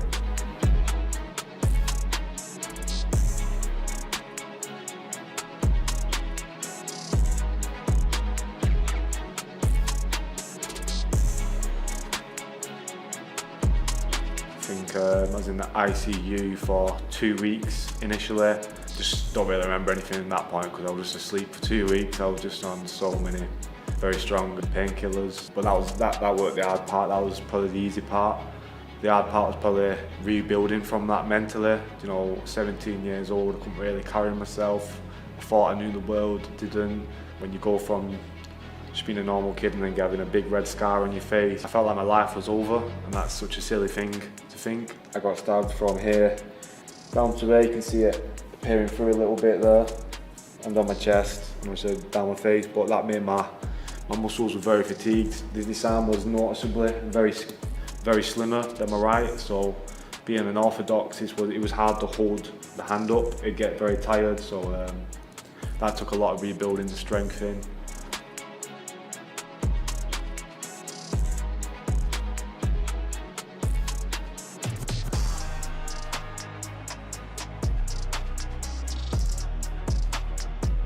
Made the best decision of my life, which was to join the Royal Marines. Didn't know it'd be the best decision back then. Didn't realise what I was getting myself into. It was very, very tough, but that's what really made me who I am. It's definitely a very tough course, very demanding. It's full on, whereas boxing, I would say, is performance-based. Marines is more survival-based. Make it to the next day and look after the lad either side of you. I always tell people it's the proudest thing ever that I ever did. I achieved my greatest achievement in life already.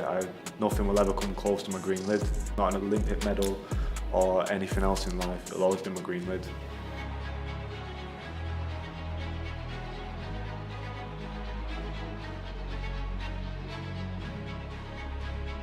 I had an opportunity and I took it, and that opportunity was to join the Royal Navy boxing. Took it and it kept paying off because I kept winning that year, and then I fell in love with the sport all over again.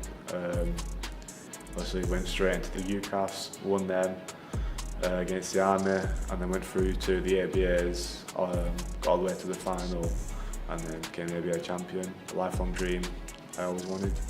Where I first represented England was at the Tri-Nations against Scotland and Wales, was victorious, became Tri-Nation champion, and then continued on the pathway and had 2 more international tournaments in the back half of the year.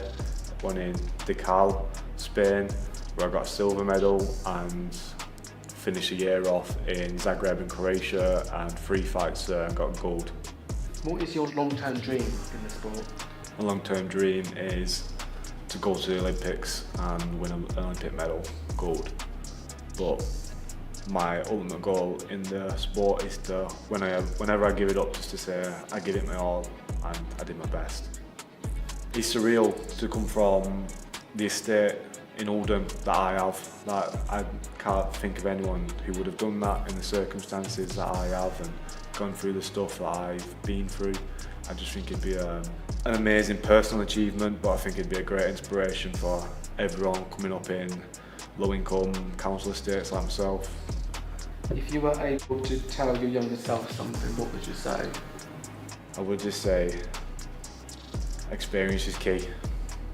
Can't rush nothing in life. Everything is teaching you a lesson, for good and bad, and always see the glass as half full.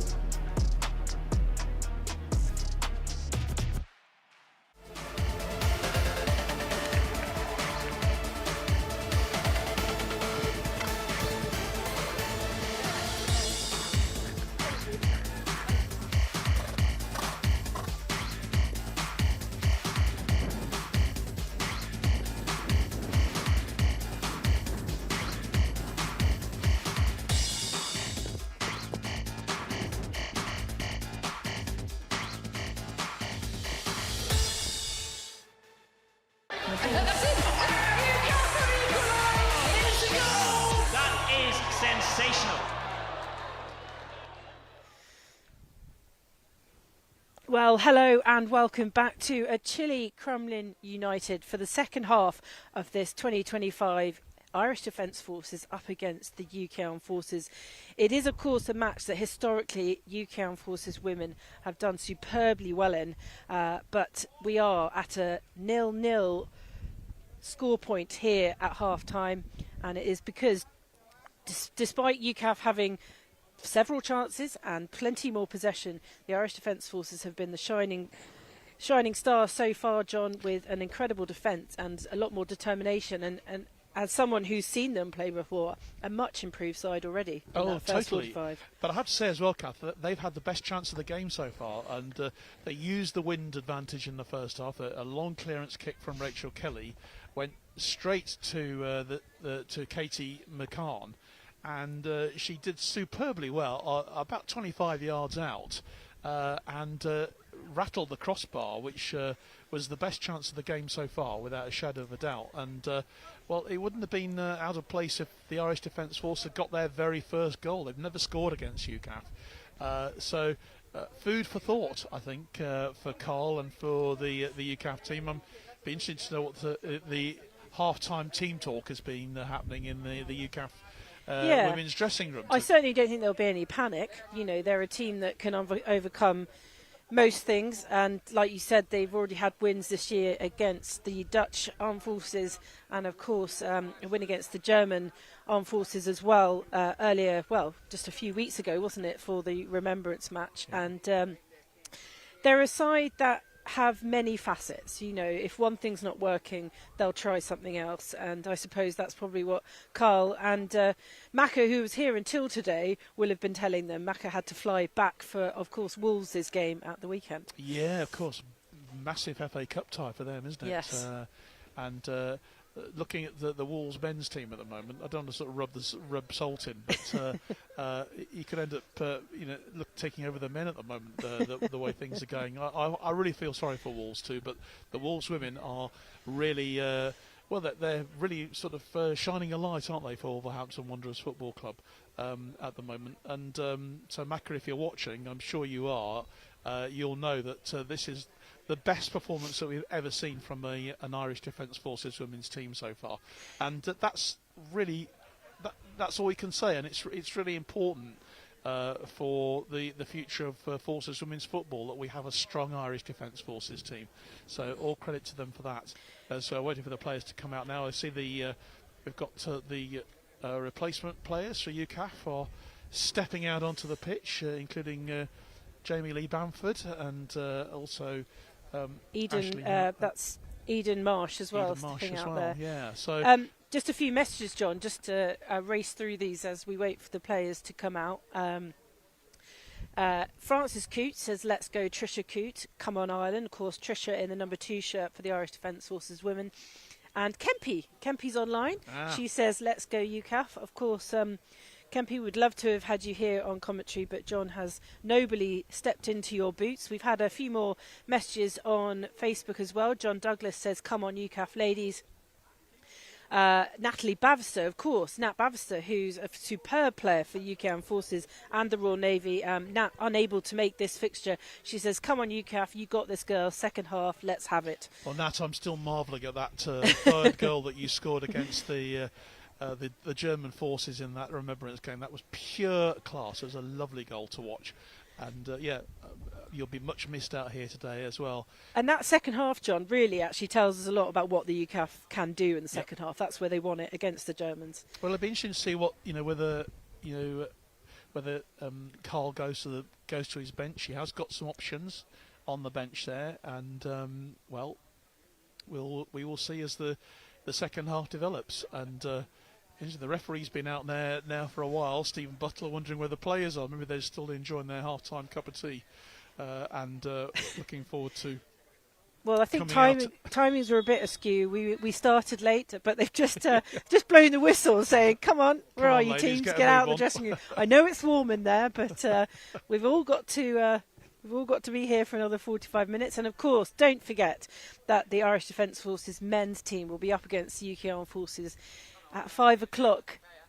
5 o'clock this afternoon. And John, you'll be live from 15 minutes to the hour. A little bit tighter between those two as history goes, and it's been 2-1, 1-0, draws, penalties. We've had it all in the last few years between these two teams. Well, I remember a very exciting game that was played, was it 3 years ago here in Dublin, when literally the Irish got an equaliser right at the end of the game, and then suddenly there was all sorts of shenanigans going on the far side of the pitch. Celebrations in front of a few fisticuffs, maybe. The opposition dugout, and then literally with the last kick of the game, Danny Kerr. Was it Danny or was it Jake Gosling, wasn't it? It's either Danny or Jake scored the winner, and Well, that then sent the celebrations going in the opposite Yeah, direction. it was But a that was bit. I incredible. would say it was in your face in both. It was both instances, but it matters. I mean, these games absolutely matter. It doesn't matter who you're playing. You want to win them, and but the perpetual friendship trophy. Perpetual friendship trophy in inverted commas. Well, it's a shield, isn't it? Actually. Oh, I'm sorry. But it's perpetual friendship. But there's no point in just going out there and sort of patting each other on the back every time you make a tackle. This is football we're talking about here. So anyway, we're looking forward to the second half here, and I think it's going to be very interesting. UKAF have obviously got the wind advantage, and it'll be interesting to see how they use it. I don't think they'll be going for the long ball. I think they'll play as they've already been playing. Still carry on playing as they always have. So UKAF Forces in red. It is red versus green, very appropriate for December. But yes, the ladies in red representing the UKAF Forces will be coming from the left, and the ladies in green. And I'm still pretty sure, John, that this pitch is on a camber, so not only will UKAF Forces have the win, they'll also have the downhill. We'll see whether that makes any difference to the game. Well, I'm still bouncing up and down from my flight, to be Yes. honest, so it's difficult to tell. But I think you're quite right. I think there is a bit of a slope on the pitch here, and who knows whether that's going to count in the second half. And but it's that woman of danger, Katie McCann, who's going to get things started for the Irish Defence Forces in the second half. A reminder, of course, that it is 0-0. It's goalless here at Crumlin United as we look for the second half. And the Irish Defence Forces get things underway. Straight to Captain Thomas. And yeah, I think possibly what could have been said, I don't know what was said in the dressing room, but really the UKAF Forces need to do what they were doing, but with slightly more finesse maybe. Well, it'll be interesting to see how the Irish play kicking into the wind, because obviously they use that wind advantage, particularly for the long clearances, the long ball. They won't have that advantage in the second half. Parker then on the far left, and she was very active in the first half, but that's a ball to nobody. But it came off an Irish foot, so that'll be a throw-in for the UKAF Forces, and Abby Hayes is coming down to pick that up.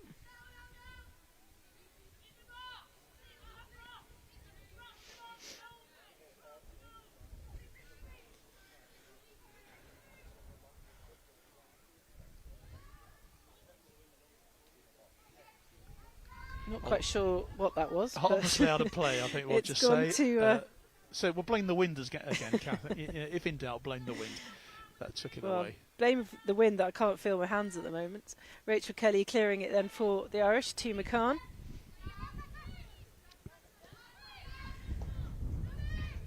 A very neat footballer is McCann. Great footwork.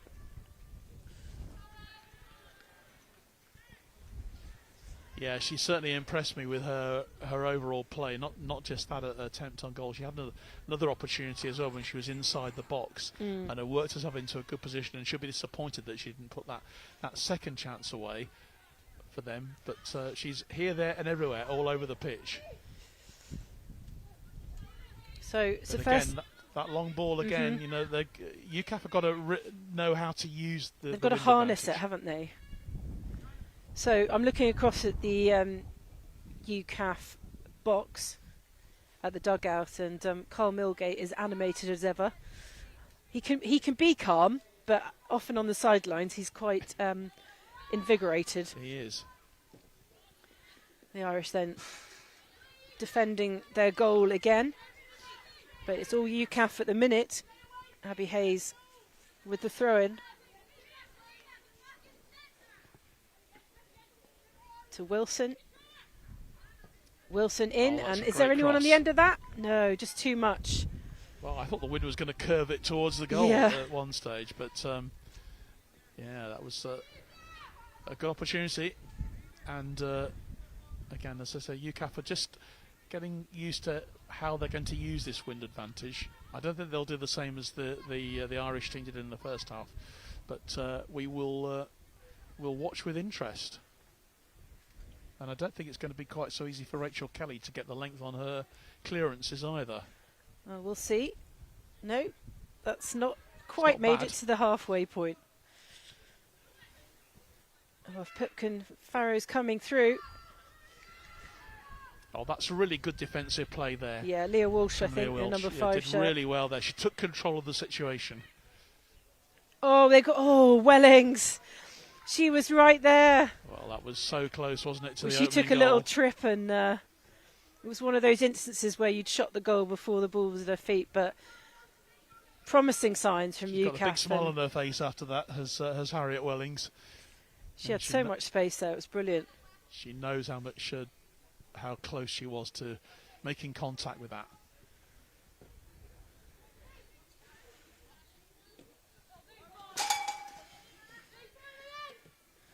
Yeah, Irish Defence Forces then. It's Leah Walsh with the ball right in front of us here.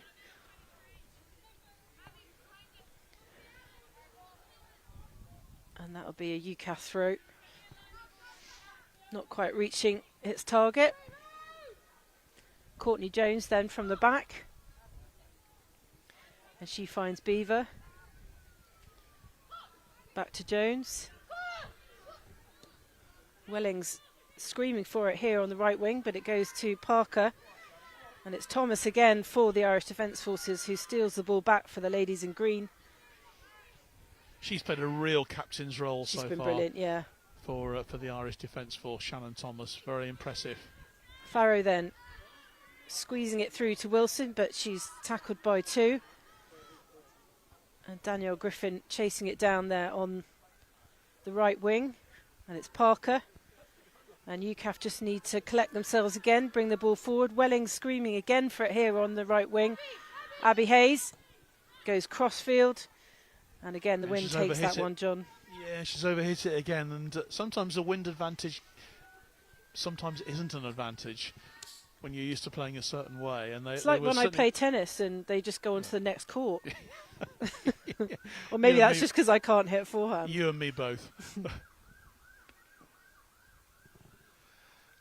Yes, the people I play tennis with at Aslockton Tennis Club in Nottinghamshire will certainly agree.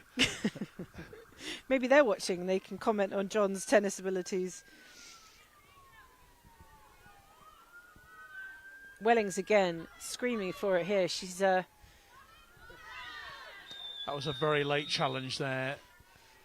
it was on Hayes. Yeah. It was on Abby Hayes And, by Brina Diver.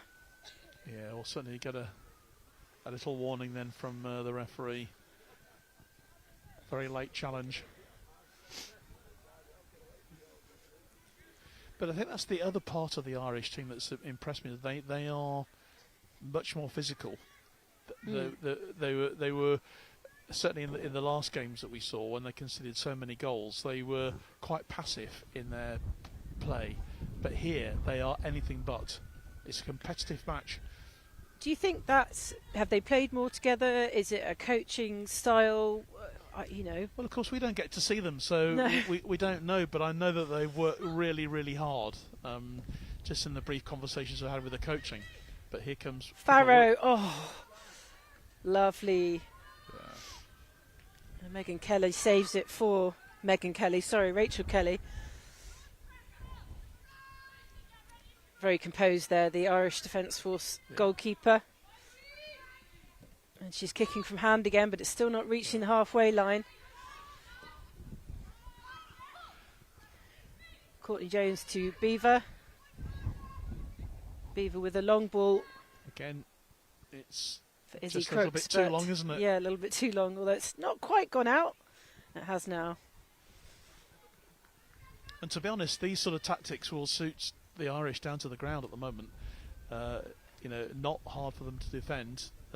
They're solid at the back, so this is going to take a bit of breaking down the Irish defence here from UKAF in this second half. So they've got the players to do it. We will find out. Well, they've both got a good, healthy bench, John. So we'll see if any of those impact players will make an impact. Katie McCann again, out to Walsh, met by Wellings. Pip Wilson again with some great control. And she uses the backup of Abby Hayes here at the back. UKAF then just trying to calm things down and see if they can penetrate that defence. Beaver bringing it forward.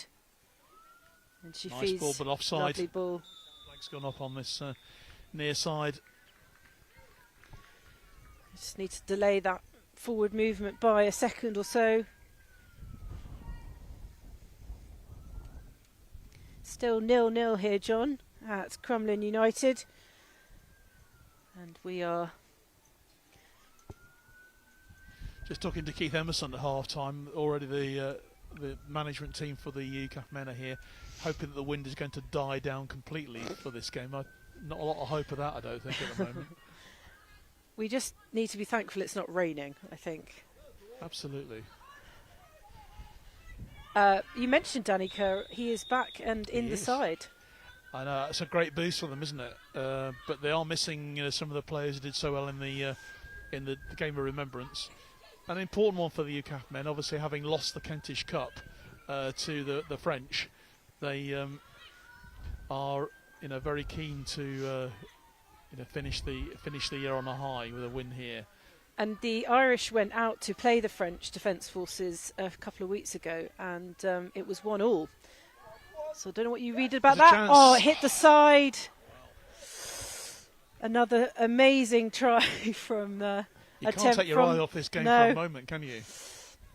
I turn my back and they try and score a goal. So this is only the second corner for the Irish Defence Force in the game. And it'll be taken by Melissa Hayes. Was that Shannon Thomas with that attempt? Yeah.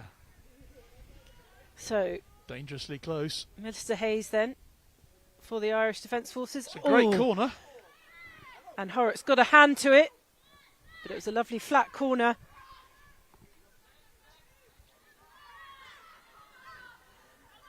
It's an Irish throw-in.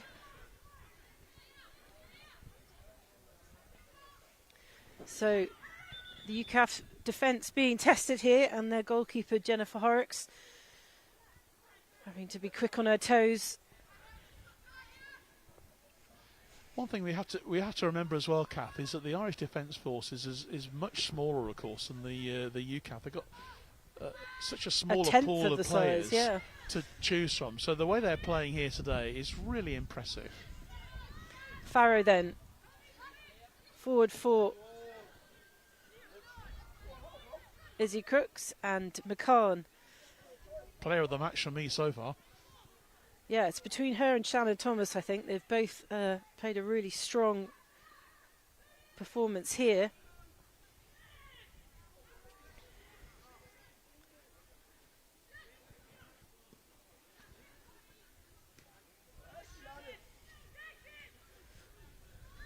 So, Izzy Crooks on this one. Rachel Kelly takes it safely for the Irish Defence Forces.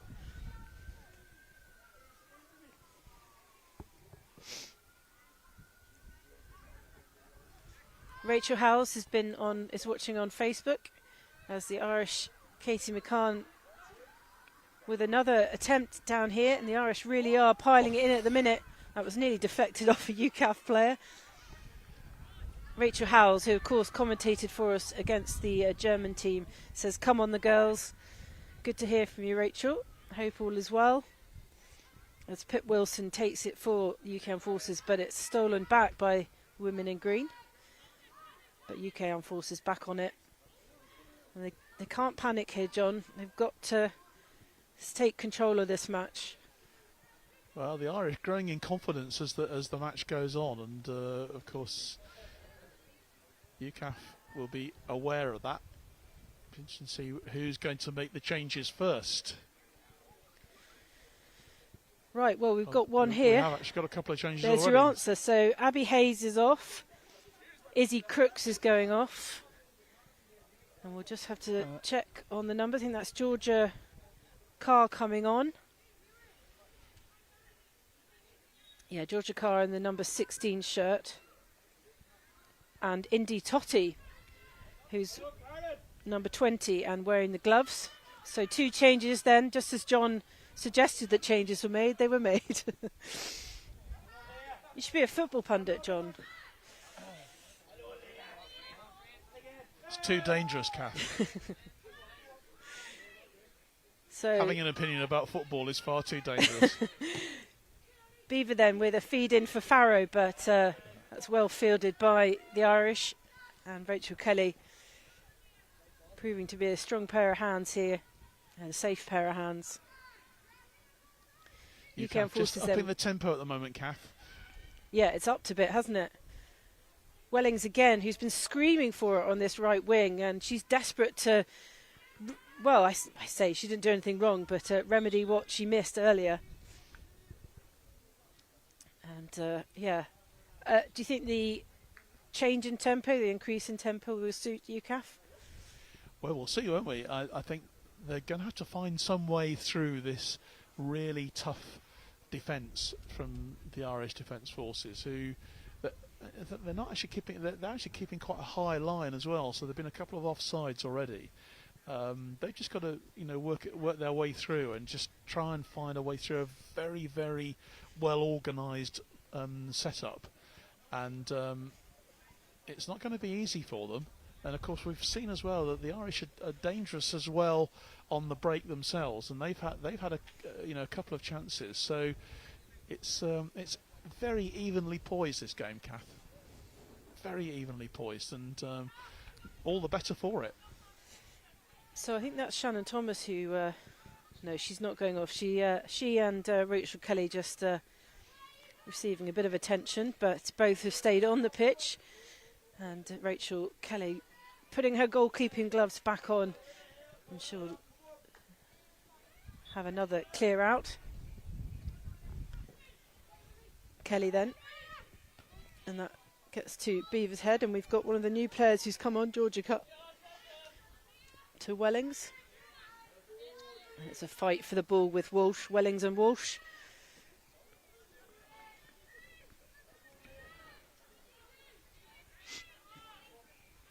Can UKAF find a way through?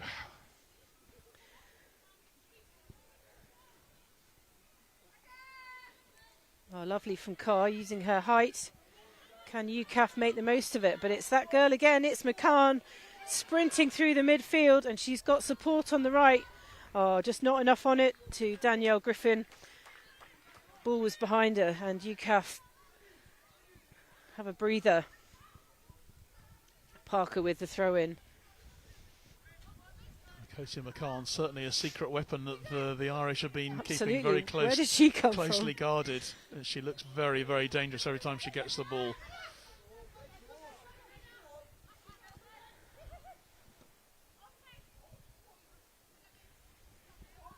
There she goes again, well. McCann. Yeah, trying to claim a free kick there, but not to be. And it's Wellings here on the right to Farrow. And Farrow is always going to be double marked. Back to Wellings.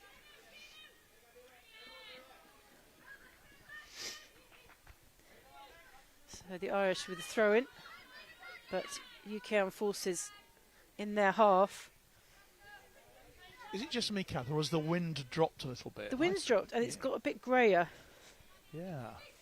Just looking at the trees over on the far side. But I still can't feel my hands, John. Pitt Wilson then, but Wellings gets to it. It's in front of goal. Farrow! She can't quite connect. Oh, there's a mess in front of goal, and that was a chance gone begging for UK Armed Forces.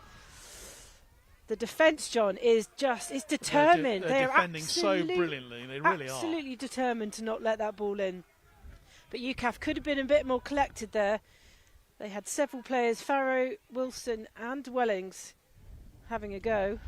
Well, 12 months ago, that would have been in the back of the net, no doubt about it. It's that goal fever, isn't it, when you so desperately want one. Georgia Carr then, but that's fallen to Irish feet. I didn't realise Georgia was so tall. She yes. really is. It's only when you watch at the ground level that you realise, She replaced. It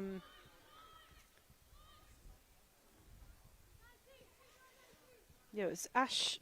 It was Abby Hayes who went off, but I think Georgia Carr's more of an up-front player. Well, the referee has given the free kick there. for the challenge on Katie McCann.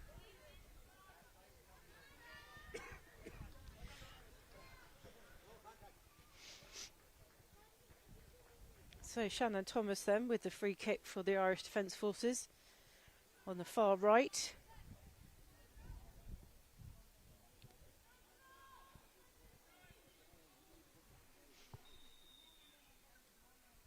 Almost 20 minutes gone of this second half. The second half has flown by, hasn't it? It's because you're having so much fun, John.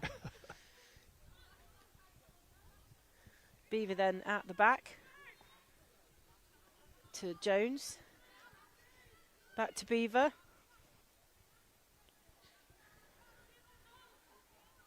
And UKAF just trying to clear their lines here. Wilson.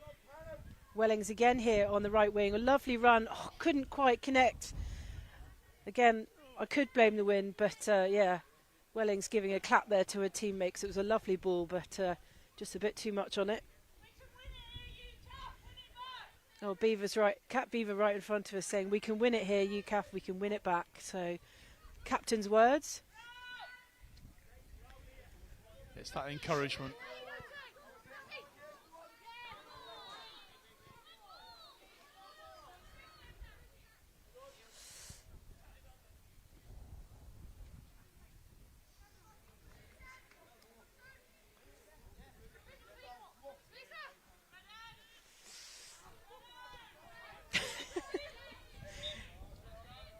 Leah Walsh thinking she'd thrown it out, but yeah. UK Armed Forces ball.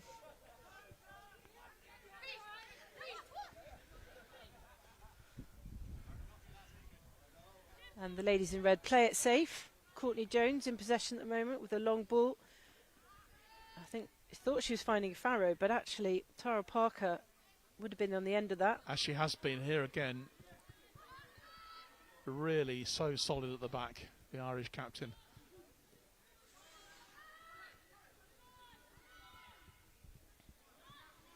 And this is Indy Totti, which I've not seen much of, John, but again, a nice long ball in. Well, this game literally could go either way at the moment. It is so open out there in the midfield, particularly. The game is obviously will always spread out towards the end of a match, but. So we think, John, if it stays a draw, that it will go straight to penalties. Historically, that's what's happened with these fixtures before. But we'll try and get that confirmed for you.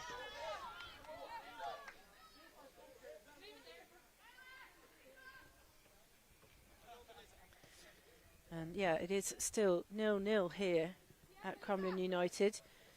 I think many of us who've watched the UK Armed Forces women in past fixtures against the ladies in green will know that it's been more of a dominant performance, but it says a lot for the Irish Defence Forces that they've improved. Foul throw there so from much. Cat Beaver.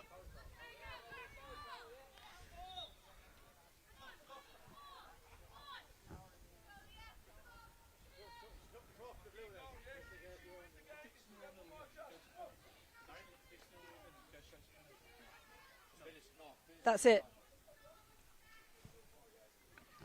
We're just getting confirmation from the officials that if this game were to end 0-0 or 1-1, that's how it will stay. There'll be no penalty shootouts at the end. I think because it's not a tournament game, it's probably irrelevant. You know, they like to draw a fixture, and actually a draw will be like a win for the Irish Defence Forces, John. Still plenty of time to go yet, Kath, though, for both sides, and they're both pushing for a winner here.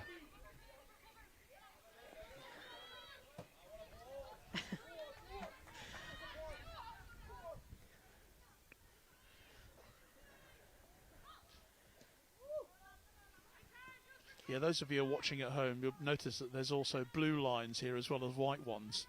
And I'm not quite sure what the blue lines are marked out for.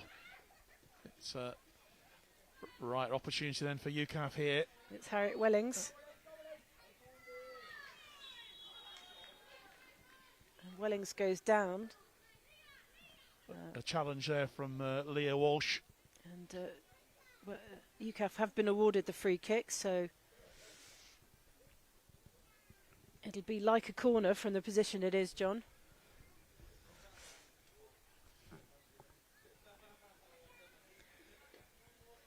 Wellings.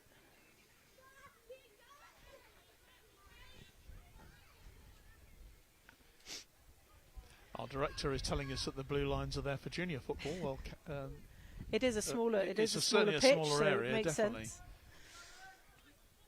Thanks for that, Sarah. I was hoping it was like hurling or something very Irish. Oh.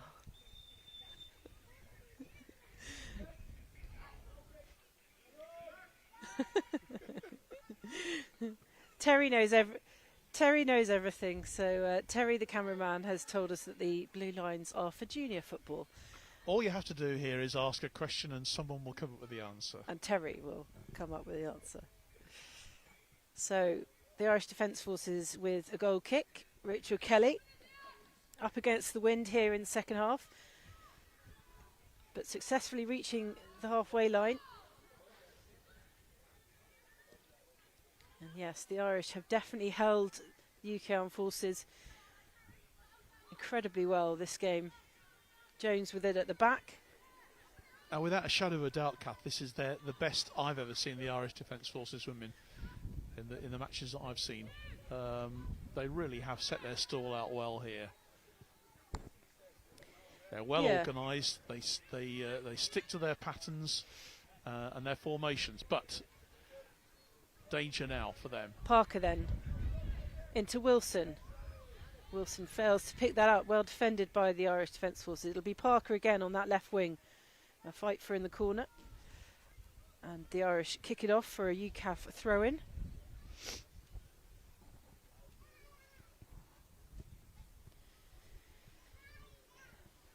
Yeah, the game sort of early on in the second half, we mentioned that the game sort of it's fallen back a bit. It was sort of the tempo increased a little bit before the impact players were brought on. As Katie McCann is here, but she leaves it for Brina Diver. UKAF saying that's their ball and refereeing agreeing. So it's a UKAF throw-in.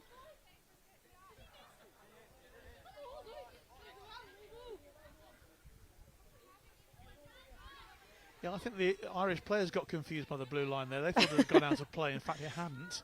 So that's why UKAF won the free kick there.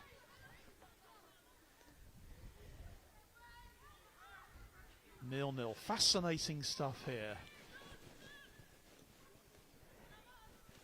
Georgia Carr then to Megan Herbert. And lovely ball forward. It's Lucy Farrow.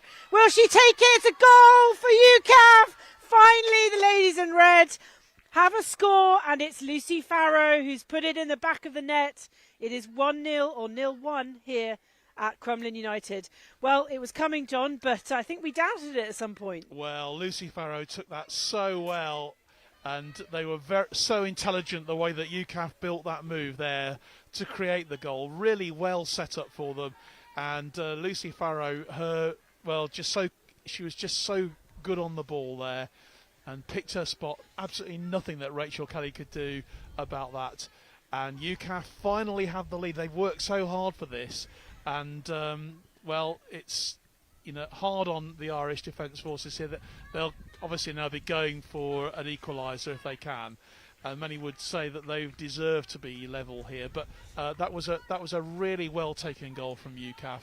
And their persistence, Kath, paid off. Yes, their persistence in the way they play. They've got a form that they play to, a form book that they play to, and they just kept pushing it and eventually found Lucy Farrow at the right time. And like you say, John, her footwork in a tight space is exceptional. And give her a one-on-one with the goalkeeper any day and she will back herself. So 1-0 then to the UK Armed Forces. I should say probably 0-1 as we are playing in Dublin. But the UK Armed Forces finally scoring a goal, but yeah, quite honestly, it could have. I didn't see that coming. Could have gone either way. Yeah, well, Callie-Ann Moran has come on for the Irish Defence Forces, wearing number 11, and she's immediately gone up front. So they're definitely pushing Tactics, for an equaliser here. Yes, and they will get not a corner. It goes for a goal kick. So interesting to see how how UKAF will defend this now, whether they'll want to go for more goals or will they want to protect this lead? Oh no, they'll want more goals. I think the way that the Irish are playing, you don't want to rest on your laurels because they've caught them unawares a couple of times and they'll be too nervous. So I know there's a danger of going for goals, but just keep playing the way they're playing, and it has resulted in a 1-0 scoreline. Still plenty of time left though for more goals in this match. A good 15-minute chunk, John, left if we can, or a bit more. Yeah, I think stay calm, keep turning things over, and it's too early for game another management. An offside on that far side against Tara Parker there. And that's 3 or 4 times that's happened, but it's bound to happen when you're so eager to get forward, and all our forwards do have pace. Rachel Howes again, sorry, she's coming up with some great comments. Classic Lucy Farrell, nice ball through from Meg, and that's Megan Herbert, of course, and that was. And we've seen it many a time, but when it works, it's a beautiful thing. Well, Rachel, I'm sure you were cheering loudly with that one. Great to hear from you this afternoon. Wellings then, nice ball forward, and it's Farrow again, right of the box. Just needs to control this ball, kicks it in, but defended by Katie Carr from the Irish Defence Forces, and Beaver hoys that one over, but to no one to Farrow. Offside.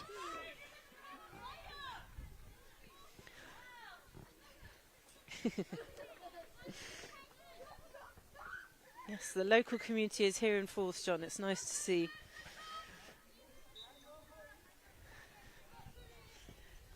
Rachel Kelly again. That's a lovely ball from her to That's Casey lovely McCann. control again from Casey McCann.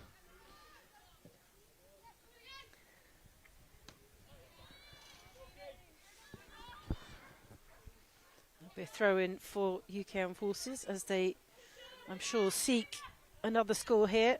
They won't be satisfied with a 1-0 win. Although maybe given the strength of the Irish Defence Forces this year, perhaps they will be satisfied. Well, of course, as it stands at the moment, the UKAF going on for this unique treble. They've never won before this, winning the President's Cup over in Holland, the game of remembrance against the German Armed Forces. And if they win this, that will take them to 3 wins, which they've never achieved before.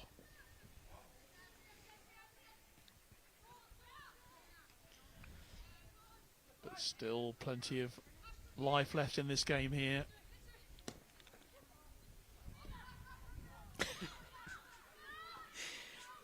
Leah Walsh has a lovely habit of saying a swear word every time she makes a mistake, and a couple of times she's been a bit too close for comfort. So if anyone has heard that on commentary, my apologies. Yeah, well, apologies for the fruity language. It's a lot of passion that this game's played with. That's a great cross.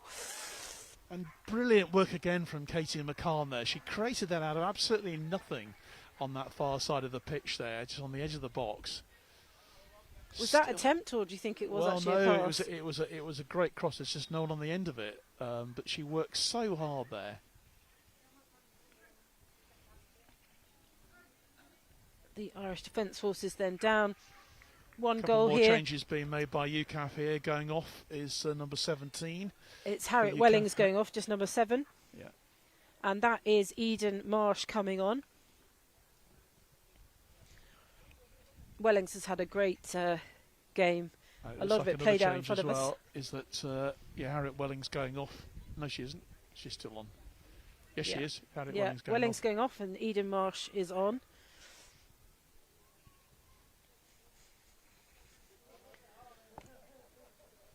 And is that a corner, John? Yeah.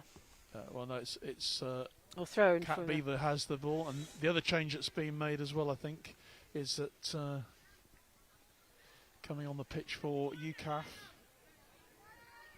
is number 15 for them. That's Ashley Housley Stott. Yeah. So she came on for Tara Parker, I think. Okay, So Ashley Housey-Stott in the number 15 shirt and Eden Marsh in the number 18 on for the UK Armed Forces as they lead here 1-0 against the Irish Defence Forces.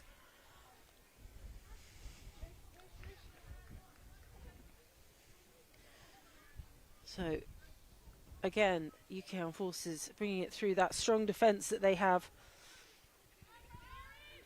Herbert to Beaver with the long ball forward, looking for Farrow, but it's too much for her, and Kelly will take it in.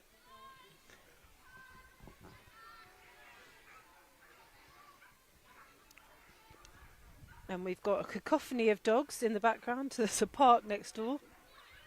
They've come to enjoy the football. Yeah, adding to the atmosphere, aren't they, Kathy? Leah Walsh then being challenged by Herbert, and Herbert wins it.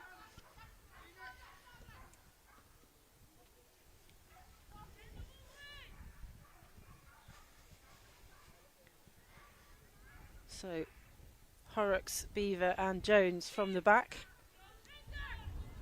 Find Georgia Carr and Lovely turn. Farrow again, looking for Stott. Farrow again taking it on the right wing and feeding it in. And who's that? Pip Wilson? Not quite. Pip Wilson coming in, but wasn't quite in the right position to take that ball. But it's interesting when I said at the beginning of this second half that UKAF have not employed the long ball at all. They've carried on playing their game, and of course the goal came from really intricate passing. And here they go once more. Oh, Kelly in there just in the nick of time for the Irish Defence Forces. Farrow bearing down on her as ever. Some of these players must be getting tired, Kath. They've literally run their hearts out on the pitch. Yeah, but do you know what, John? I wish I was running with them because I still can't feel my fingers. I'll give you my gloves in a minute. My hands are firmly in my pockets. Rachel Howell says that she's doing housework and wrapping Xmas presents whilst this is on in the background. As Leah Walsh.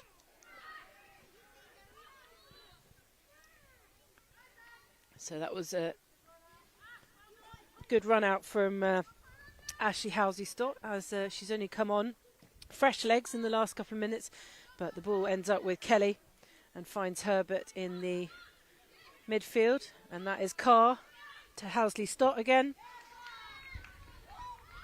and she wins the ball and the touchline. No, she doesn't. That goes to the Irish Defence Forces. Yeah, Georgia Carr's impressed me. Some of her layoffs have been really excellent this afternoon. Creating real opportunities. I don't know if this is a thing in football. She's what I'd call a heads-up player. She's always looking, and I don't know whether it's a height thing, but she can obviously see some really good passages of play. Right. Yeah, the Irish have made a change there. So coming off for them is Karen Irwin, and she's been replaced by number 18, who is Shauna Kearney. So Leah Walsh with the throw-in here on the near side. And Beaver takes that well for the UK Armed Forces to Farrow. And she feeds it forward for Housey-Stott. She comes in. Oh, lovely. Shannon Thomas there. Again. Shannon Thomas, what a great game she's had at the back, leading for the Irish Defence Force today. She is playing a captain's innings, as they say in cricket, John. Two excellent captains out on that pitch, you have to say, for UKAF, with Kat playing the way she always plays, dominating. But I've been really impressed with Shannon Thomas as well. She's done really, really well for the Irish Defence Forces. But the UKAF have a corner. It's their third corner of the game. And it's Courtney Jones who's taking it. She's come down. The whole team are down. So a nice angled pass. Beaver! Oh, Beaver with a brilliant header, and it just skims the crossbar, John. That could have been a nice top right-hand corner, that one. Could easily have been the second goal for UKAF, making the most of the wind. Just as we were singing her praises, and she can change also actually score in goals. goal for the Irish Defence Force. So coming on for them is Jennifer Dragmere, wearing number 14, and she's replacing Rachel Kelly. No, my fault. Sorry, it's not It's number 16, Yeah, it is, sorry. 16. My It's fault. Olivia Nagan who's come on as the... this must be a tactical change for the Irish, I think, to give some of their players an opportunity.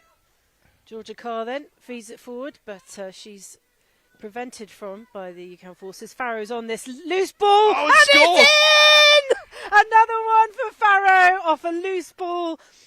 Well, that was Farrow brilliance, it has to be said. It came off of a defensive mistake and a bit of a kerfuffle there on inside the box, John, and unfortunately not a good introduction for Olivia Megan into this game, because the Irish Defence Forces is now down 2. The UK Armed Forces are 2-0 up. You have to feel sorry, don't you, for the Irish substitute goalkeeper. Nothing she could do about that. It was just a lapse of concentration at the back by the Irish Defence Forces. Really the first time that we've seen them making an error at the back. But what a brilliant goal, again, from Lucy Farrow. She's taken her 2 great chances and scored brilliantly. That was a really well-taken goal. She's just so quick on the ball. She's quick when she's got the ball. She's quick to react when things are mistakes. And there was a bit of a mess in the middle. But, yeah, and what an incredible strike. And took advantage of the fact that the goalie hasn't barely touched the ball. Well, her first job to pick the ball out of the back of the net, which is never good for a goalkeeper, having done that myself on numerous occasions in the past.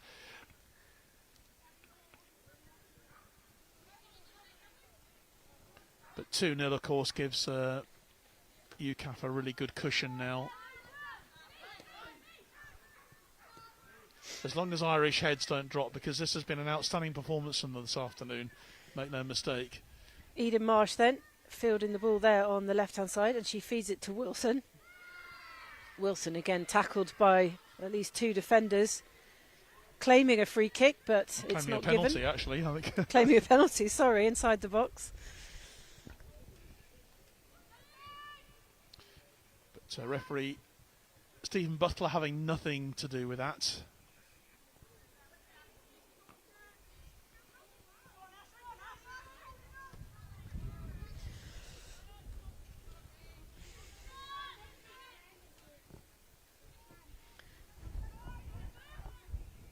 So just the 5 minutes remaining in this game, John.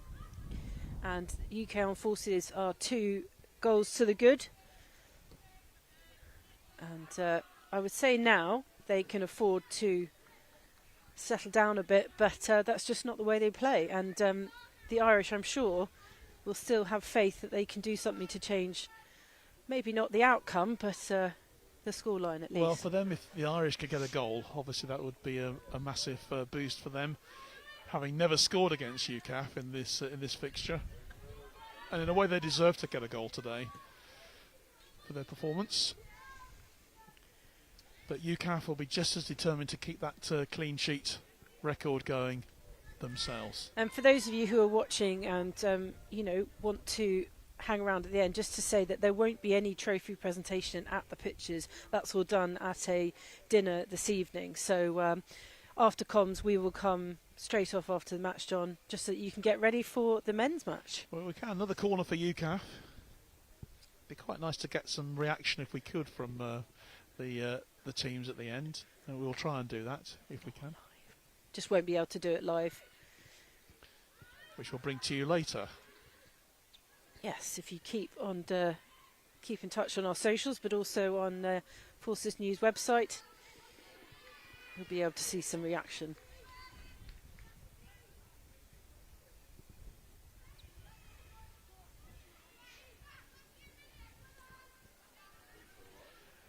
Yeah, the men's match, just don't forget, will kick off in just over 2 hours' time at 5 o'clock here in Dublin at Crumlin United.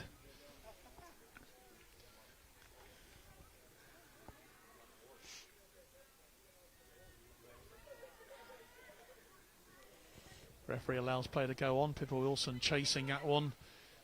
Then again, the Irish captain, Shannon Thomas, clears up the damage. And that will run out of play for a throw, a goal kick to the Irish Defence Forces.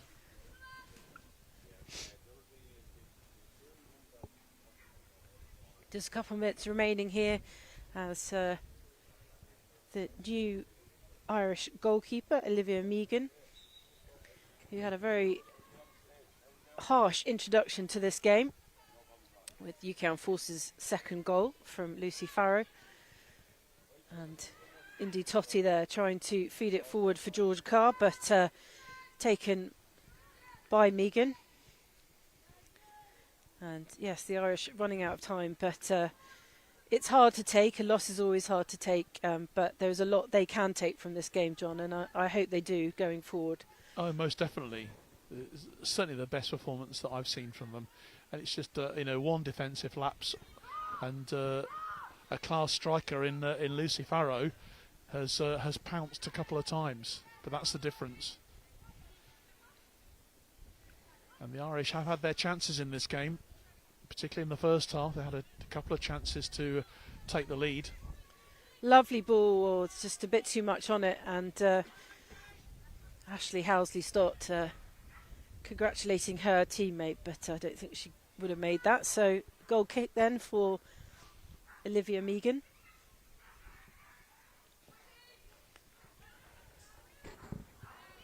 Indy Tott again to Eden Marsh. She'll just keep the ball there. I think what will have impressed Carl Millgate the most today is the fact that UKAF have just kept at their game. They were up against a very stubborn, very well-organised and disciplined Irish Defence Forces team, but they carried on playing their game and they got the goals, they got the results that obviously they were setting out for. But they've worked so hard for it. They really have. It's not been easy at all today. Certainly the most difficult match they've had to play against the Irish Defence Forces. So in the closing minutes of this game, and Indy Tott claims the ball back for the ladies in red, and Lucy Farrow's there again, but just beyond her, and nicely collected by Megan in the Irish Defence Force goal. Tott again with some fancy footwork. Georgia Farrow forever screaming for that ball. Pitt Wilson has it, and she's going to go for the long attempt. Oh, just right of the post. Wilson trying to get herself on the score sheet there, John. Yeah, it's Pitt Wilson all over, isn't it? I mean, she will always look for half a chance, spot half a chance and really go for it. In a way, it deserved a goal. Irish have got an injury issue at the moment. It looks like it's their captain, actually. It looks like it's Shannon Thomas who's down. I don't know whether it's cramp or... Could be. These pitches are very unforgiving. And they've run their hearts out, both of these teams, to give us a really good, entertaining game.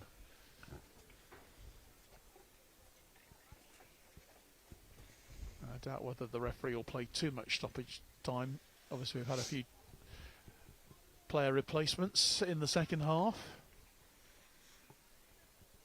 Yeah, the clock has gone red on our Forces News YouTube channel, but we shall see how much longer. That doesn't mean the batteries are running out, Kath. It just, No, my batteries are running out, I can tell you that.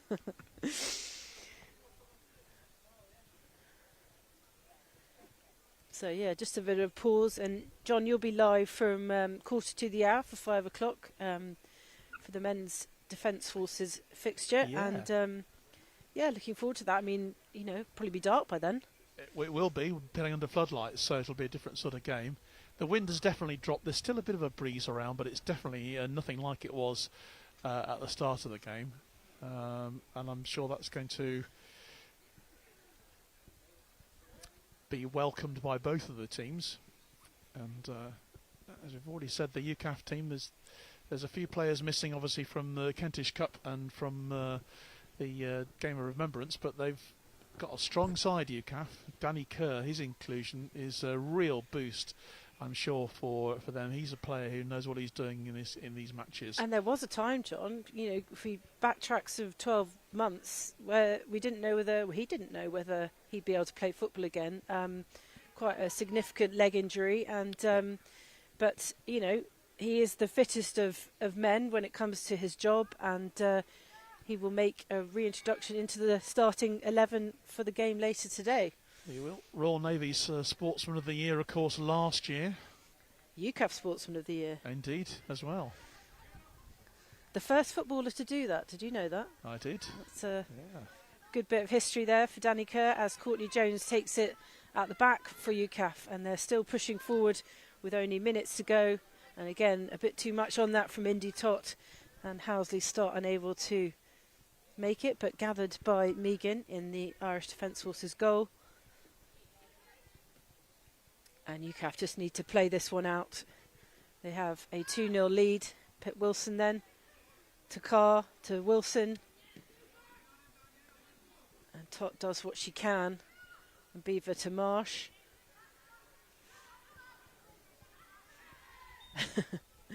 And back again. This is definitely the closing. This feels like the closing stages of a match now, John. Yep. People winning free kicks and trying to win free kicks all over.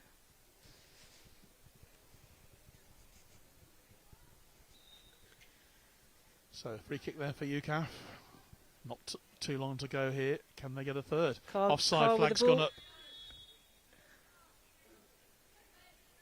Yeah, a little bit of table football there at the far end, but it's Irish ball.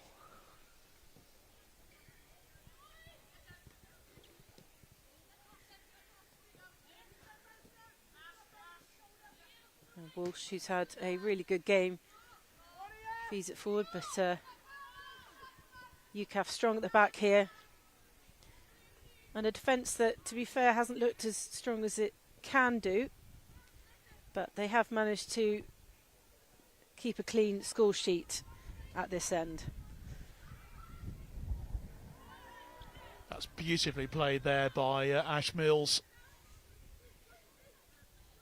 And Wilson again in the middle. Back to Jones, and she'll feed it forward for Marsh. Wynne just carrying it away again. And that is the last action. That is the final whistle. It is a 2-0 win for the UK Armed Forces women in red up against the Irish Defence Forces, are very much improved. And I don't just say that to pander to the ladies in green. It was a fantastic effort from them. And to be quite honest, John, until that first goal went in, the game could have gone either way. Oh, it could have done quite easily. And the Irish, they played with a huge amount of confidence. Right through the first half and going into that second half, and it was only when Lucy scored the first of her 2 goals that maybe you just saw the heads drop a little bit, but not that much. And I think that first goal was beautifully taken by Lucy Farrow, making the most of an opportunity and taking the ball down the middle and spotting the option and putting the ball in the back of the net, and that did change the course of the game. Mm-hmm. And the second one was a bit fortuitous, but again, just shows the vision of Lucy Farrow up front there, and the speed of foot she has, whether she's on or off the ball.